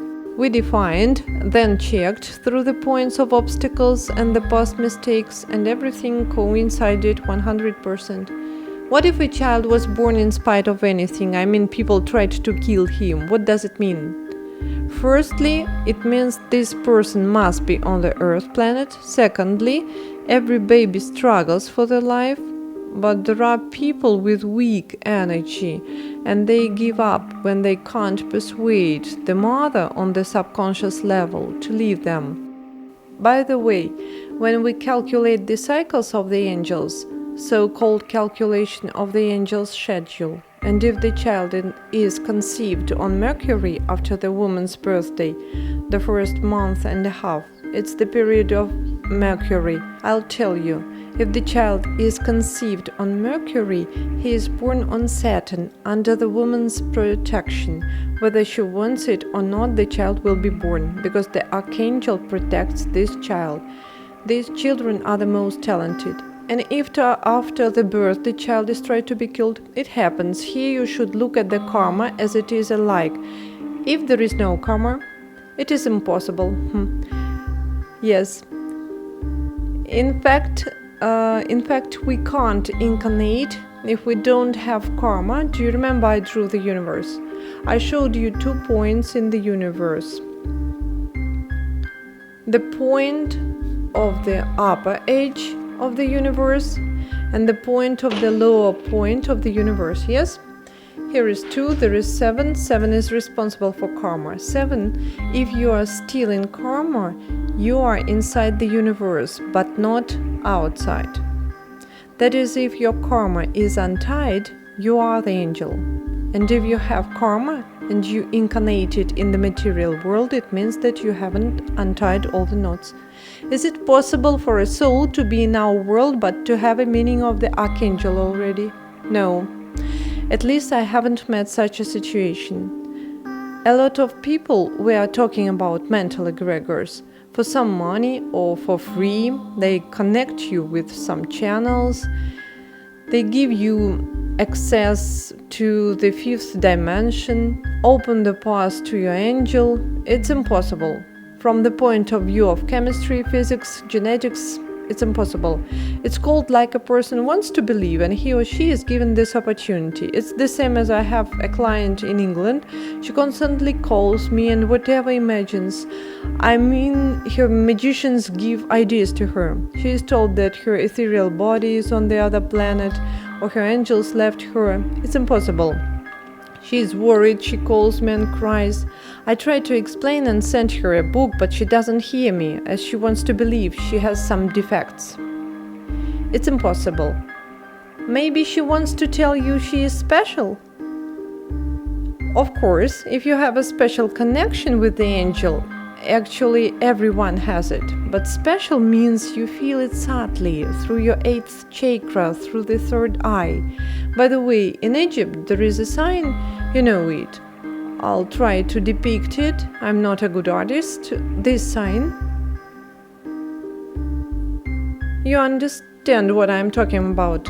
And like this, as I remember. Do you know what it means? It's a pineal gland. That's why in Egypt, this sign meant that every person had this. It was called epiphysis. That is, everybody has got a connection with the informational energetic field. Exactly here is your 8th chakra. Otherwise, you wouldn't be on the Earth planet. That's why everybody has got extrasensory abilities. The question is only about the intensity of their development. In numerology, there is such a technology that lets us calculate the access to esoterics. A lot of people at the seminars wait for the last day to see what numbers of access they have. The access to esoterics means that your task for the incarnation coincides with the esoteric way. We have an access through the planetary task, through the social task, through the karmic task, through the ancestral egregor. We'll look at it now. If your egregor is the 5th, 9th or 15th, you've got an access to esoterics and one more access through the matrix. Here are 5 accesses. And now, can you repeat please? Yes, of course. The accesses to esoterics are got through the planetary task, the social task, the karmic task, through your ancestral egregor, that is through the talent of your genus, and also through the matrix. Those who have the 40th code in the matrix, the 7th, 9th or 12th line in the matrix, they have the access to esoterics. At the last seminar in Moscow, I was asked to write down all the tasks for the incarnation. I proved easily that it was impossible. We'll look at every task separately. At the first course and further only the metaphysical mentality of the numerologist. Of course, we speak about it at the seminar. This mentality lets combine all these 5 tasks in one construction. And what if we wrote a book on this issue? Let's look at them together. Planetary tasks, 12 of them. Social tasks, 22. Karmic tasks, 12. Ancestral egregors, 22. Matrix codes, 53. And there are extras. What number of variants will you get? Let's multiply. We get 80 million. As you understand, if I leave one page for each task, it'll take you a lot of time to read. That's why it's better to use a metaphysical mentality and manage to combine all these things. So I think we are ready, right? How many lines are there in the matrix? There are 13 lines in the matrix. The accesses are the 40th code, 1, the whole 7th line. These are confessors. It's the 7th code, the 20th code, the 33rd code, and the 46th code. The whole 9th line. These are clairvoyants. And the 12th line.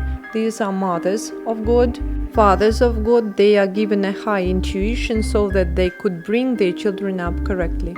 If a person goes to the church for more than 7 years, is her or his child switched off from the ancestral egregor? If the baby had been before she went?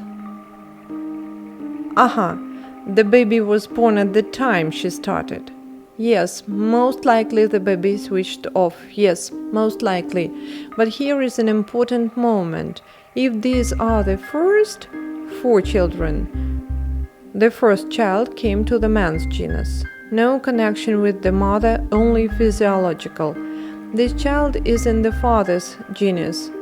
The father goes to the church. Then the child is switched on. If a man spent his possibilities before the first family experience, then the first 4 children conceived in the marriage are also egregorial souls. The first 4 children, no matter in the marriage or not, incarnate in his genus, his ancestors. I go to the church and my husband doesn't. Does it mean that he is switched off from the ancestral egregor? There can be different reasons why he doesn't go there. So, are you ready? The last question then, I see there. Children of 2000s, they have only one numeral in the first figure. Won't they have the second? No. The first and the second figure is the same. 1 plus 0 is the same 1. The sign is doubled. Okay, we'll hand in your sheets of paper and you'll be able to define what? You see ancestral egregors. Do you see? They are highlighted with colors. Your ancestral egregors. I'll enumerate all of them. Next we see the karmic knot. There is a section karmic knot. What concerns the chart? The blue line on the chart is your career. If the chart goes up, it means that professional paths are open for you, and the fact that you are unemployed now means it's your choice. If the chart goes down, the work is problematic and it's difficult to keep it. If on your down line you'll want to work freelance or change a job, you can have problems with an employment. The red line is your personal emotional life. If this line goes up, it gives you positive emotions, but if it goes down, there is a high risk of separations. And now about your ancestral egregors. At the moment we are still calculating them, that's why if you don't get your calculations, you'll get them a bit later. You can now write down interpretations. Have you calculated according to the written surnames?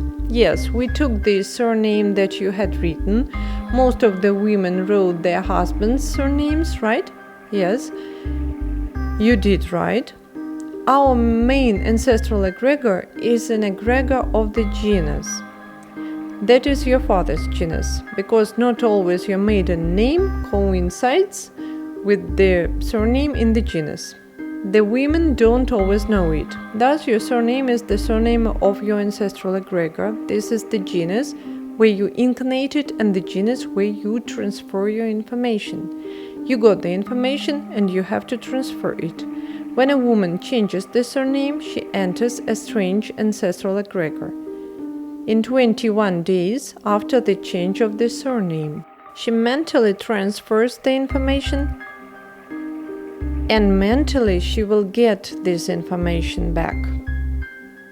If you remember, I drew the lines. The first line is male, pure male. The second is female. If a woman has got boys, she will incarnate through the husband's genus. Through your husband's genus, right? Because you'll incarnate through the male line. Firstly, if you haven't got boys but you have girls, it means you are left astrally in your main genus.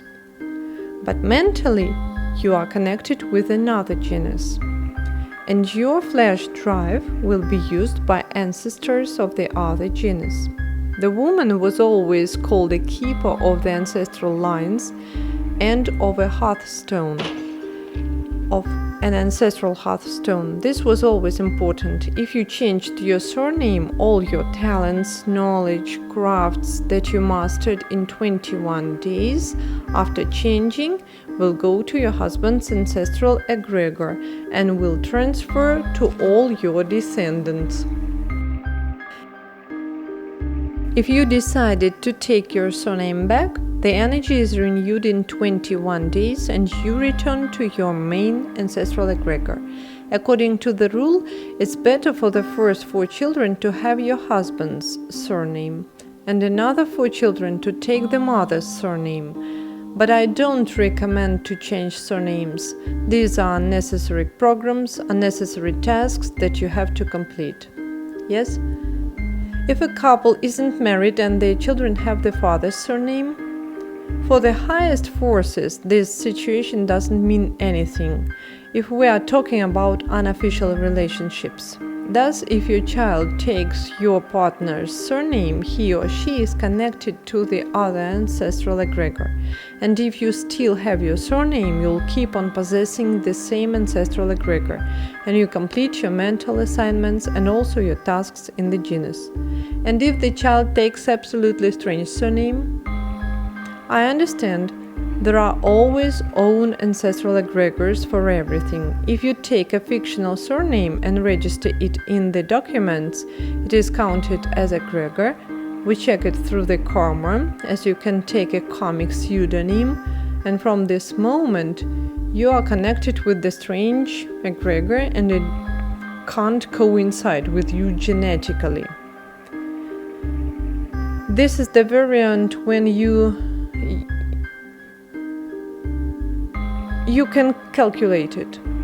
Look, we have one ancestral egregor, and there are lines, extra lines, and here are you.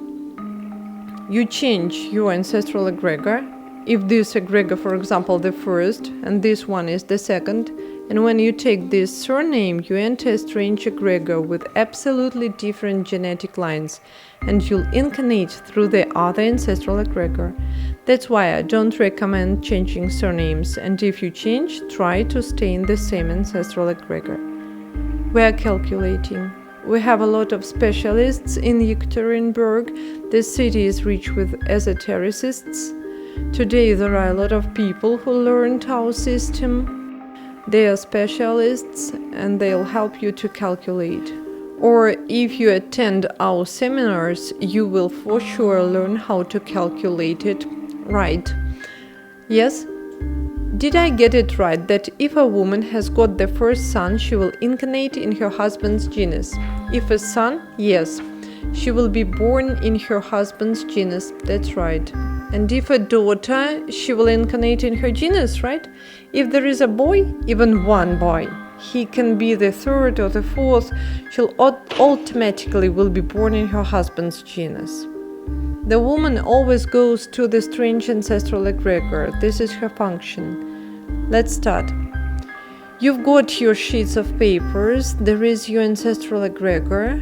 Here are calculations, not of your ancestral lines, but the type of your genus. Those talents and that program that came to you according to your genus. If there is one, I've already mentioned it today, it's the genus of teachers. The teachers who were close to noble class. Those were professors in the institutes and other high schools. They knew foreign languages. Right, they were very talented. Which figure are we talking about? Here in the bottom, red color. Do you see? And what about the talent? What is the talent of the first genus? These are pedagogical abilities, plus of course if the genus was close to the court, it has got its own manners, you understand it. This person always tries to teach someone, to give knowledge to people. This person treats information the other way. He or she estimates it. As a rule, these genera appreciate books. They always transferred crafts from one generation to the other. It was an ancestral tradition, and this genus was involved in pedagogics. The second genus, is there anybody? This is the genus of doctors.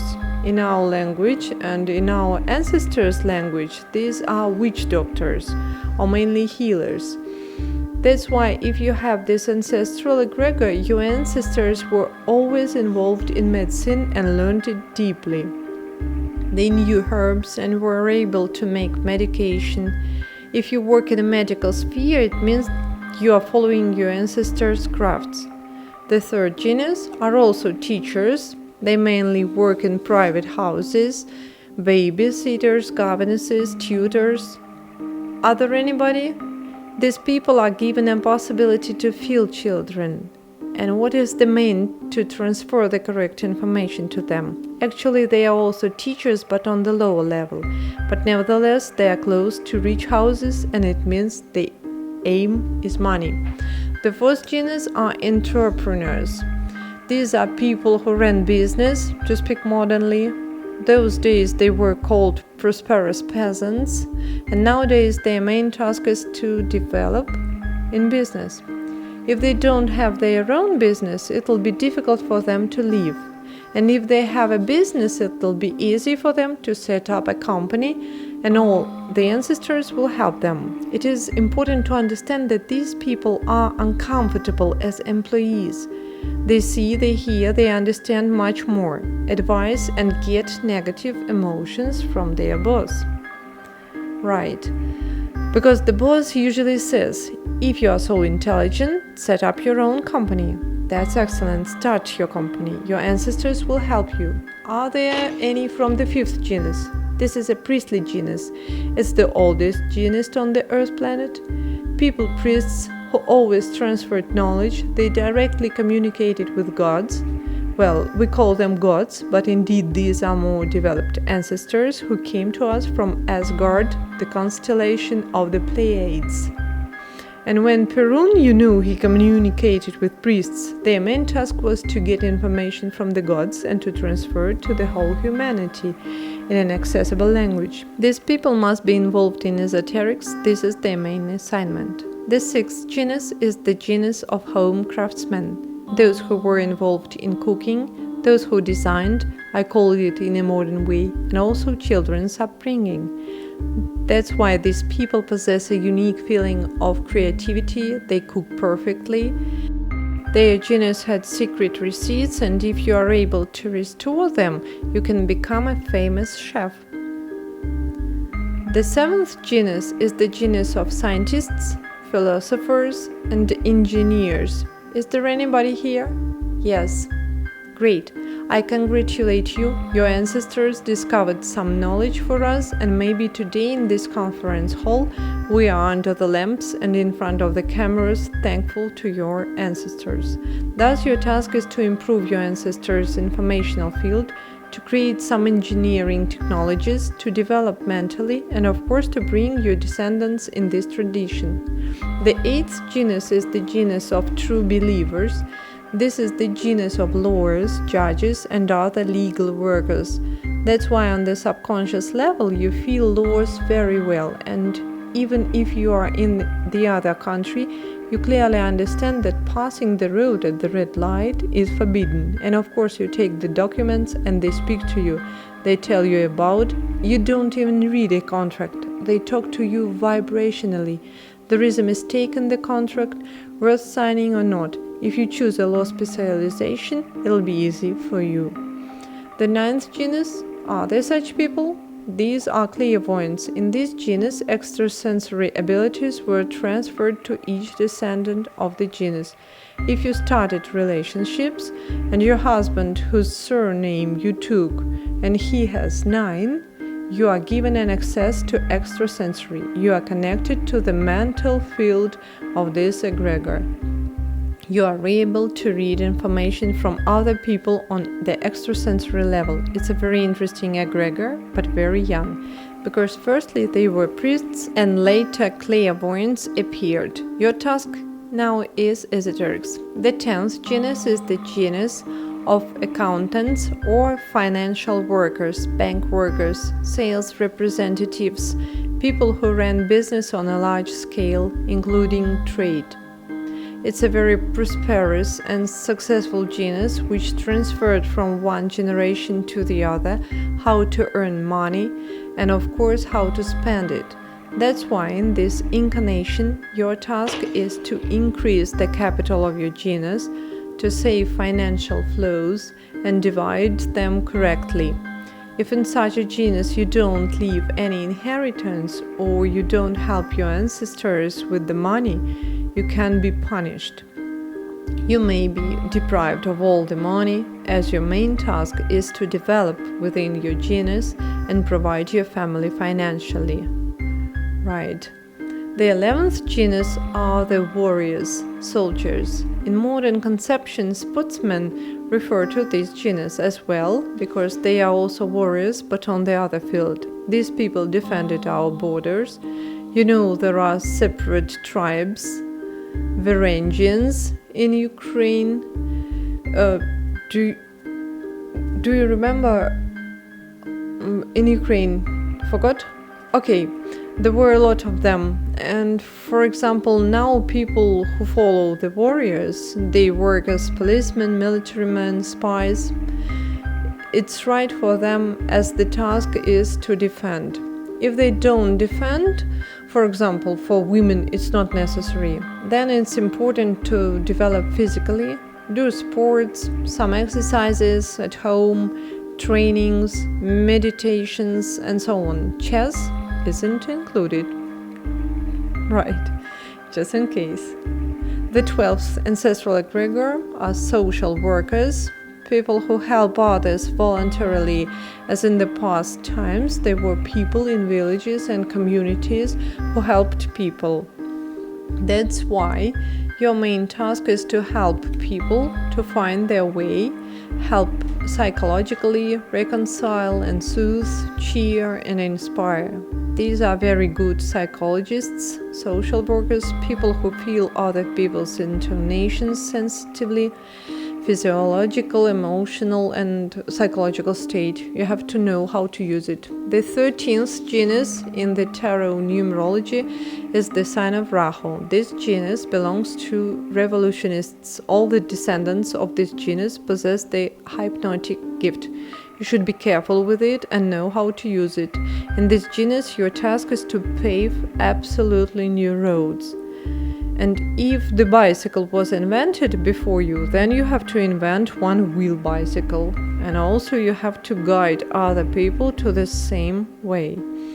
If in the 13th genus you live according to the stereotypes and standards you'll get little in this life, your task is to go against the rules. You have to learn alternative sciences, practice esoterics, and so on. The 14th genus is the genus of agriculture. Your main task is to grow herbs, practice selection, provide your family with products using your agricultural gift. Yes, this is agriculture. Actually, it's a peasant genus, not very prosperous, but very useful, as this genera fed the whole Europe and the most part of Asia. The 15th genus, is there anybody? You are ashamed, right? Wizards. The very wizards who could control ether. They are the most powerful clairvoyants ever existed. If we talk about the 5th genus, these are priests. This genus is more intellectual. Those from the 9th genus can predict the nearest future, but the 15th, they do everything. They are cosmobionagists, healers, clairvoyants, and it's very good to be friends with them because they possess a strong energy, and the same as with the 13th, the computers freeze, people have emotional nervous breakdowns. People from this genus are very sensory, practice esoterics.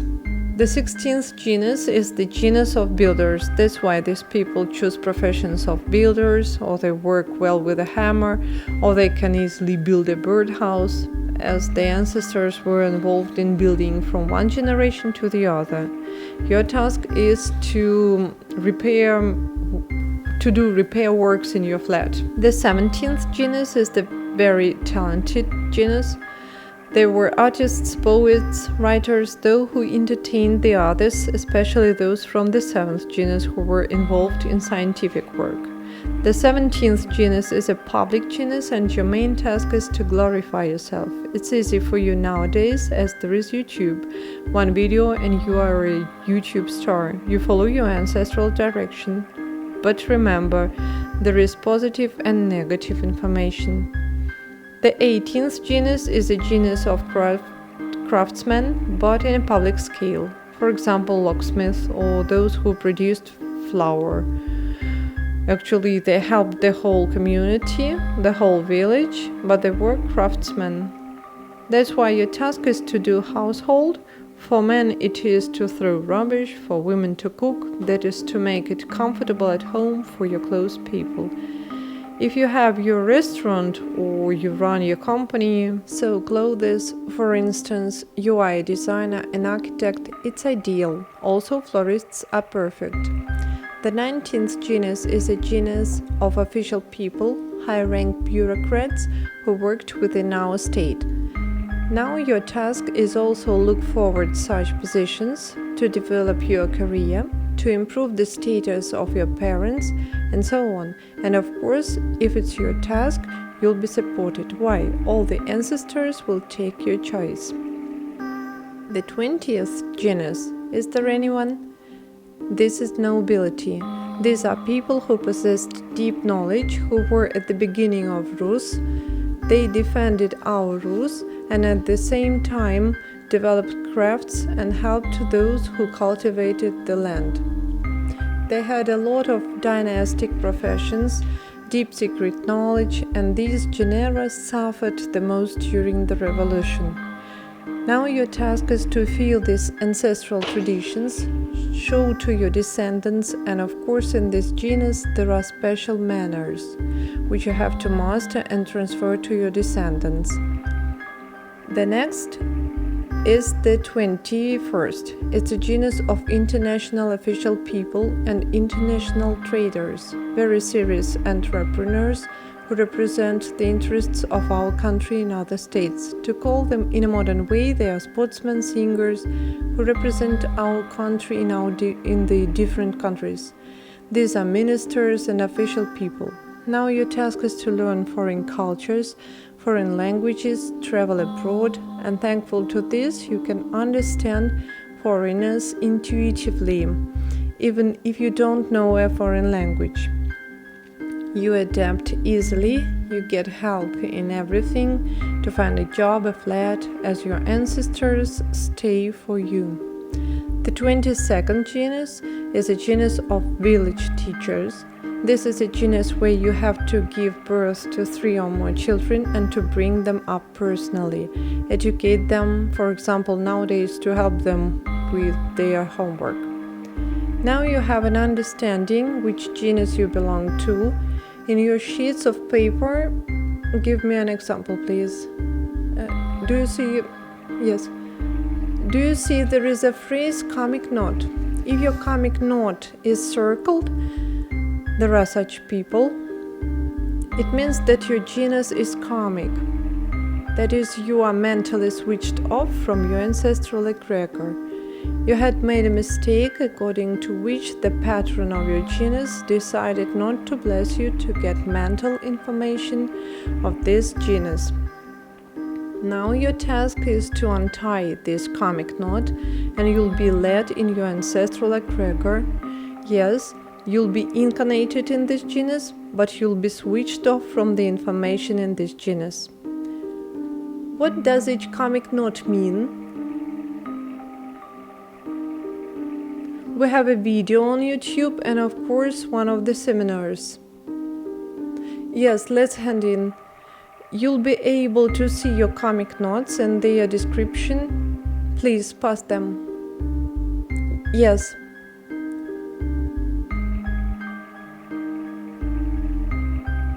The maiden surname, and now he is connected with his mother's ancestral egregor. So I was asked to look. The father changed his surname at the 10th grade. The child was born and was given this surname. How to calculate? Look, there was a question. Maybe you haven't heard. I'll repeat. The father changed his surname at the 10th grade, and his child was born under the changed surname. From the astral point of view, this child is switched on to the father's authentic ancestral egregor, but mentally, this child is switched on to the ancestral egregor of the changed surname. If by the end of the life this child won't take the authentic surname back, he or she will incarnate through the mental energy, because this child will be given a replacement. That's why it's better to learn your authentic surnames, go back to these surnames, then you'll be defended mentally and astrally. The energy should go together, and if the energy is torn, then the child doesn't feel support and enough strength. What if there are grandchildren already? I give you theory and you decide how to solve this problem. I calculate both. Right. When you calculate the card inclusion, the figure of individuality we calculate according to the basic surname, and the changed surname is not included into inclusion. Is it reflected somehow? Yes, it is connected mentally. If there is a double surname is a double egregor. Double egregor, the person presents here and there.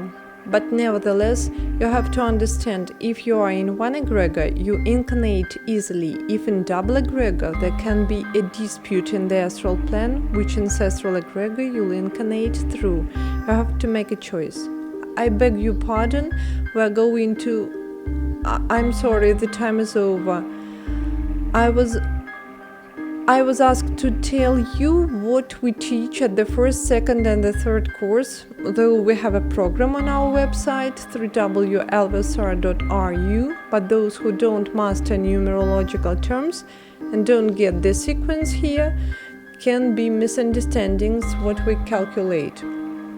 The first course is a basic course, but it doesn't mean it's easy.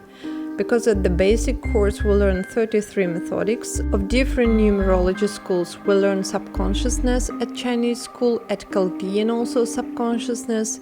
In this school we learn ancestral egregors, learn how to define karmic and non-karmic genus and how you were accepted in this genus. Also at the first course we learn programs for the incarnation in details, the past incarnation mistakes, the lower level of the karma, the upper layer, define the assignments, tasks, chats of the immunity, the energetic, and so on. It's a huge spectrum of knowledge. The first course, in its prognostics, you can divide into 4 different types of consultations. In fact, it's diagnostic. You'll work as any diagnostician or therapist in a medical sphere. You tell the person what his thin and powerful place. The second course is deeply prognostic. Here we learn to arrange all the mistakes of the past incarnation. 1. According to the mistakes, we interpret the astral layers, the person's prognostic according to the karma, the person's compatibility according to the karma, and also direct events, temptation of the karma, and build charts. There are lots of them. A chart of will, a chart of destiny, a chart of a career, a chart of a life path, of stagnation, of entrepreneurs. We call them self-realization charts, charts of financial flows, and others. Here you present the full picture of a person's destiny and karma. The first 2 courses should be attended one after another. The first course at the beginning, and if you mastered this information, as there is a lot of information and our students faced it, if you master it and decided to choose numerology not only as an extra profession to your main, but a deep occupation, then you move to the second course. At the second course, it'll be difficult without the first one. You won't get the idea for a long time, plus you won't be good at karma.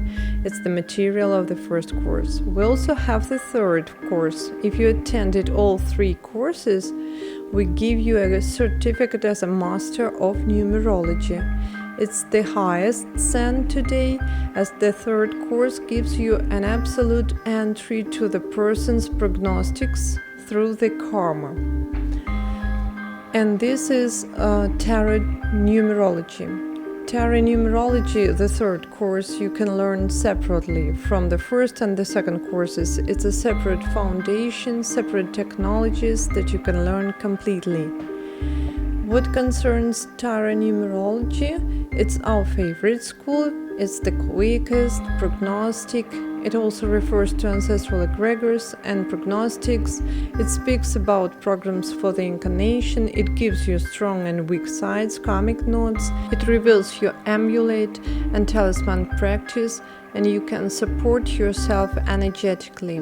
It's the strongest layer on prognostics and compatibility. There we reveal the couple's program in their relationships, how these relationships were formed at the beginning, at their development, at their conclusion, the result of their relationships, karmic nodes, who shifts the karma to the partner. It's seen in Tarot Numerology at the third course. That's why tarot numerology is the most interesting in learning. It's more simple in learning, as there are only 22 arcana refracted through different mathematical technologies. But nevertheless, it doesn't mean that it doesn't give huge prognostics. We love tarot numerology most of all, and when we consult a person, we start with tarot numerology.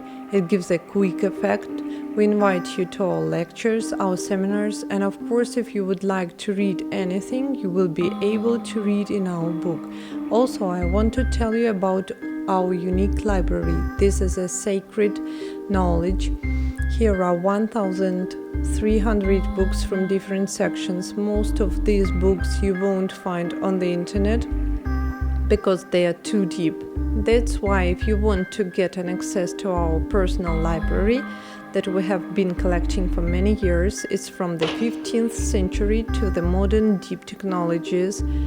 Here is numerology, astrology, history, genetics, physics, chemistry, even a healing book of the 17th century, our ancient chronicles, and many other sources. You can buy this library from Iron Pour after the lecture during 3-4 weeks while we are in your city. If you are interested in our library, welcome. Can we open it on the computer? Yes, of course. Yes. Thank you very much for coming. There are people from different towns. Welcome one more time. Good luck.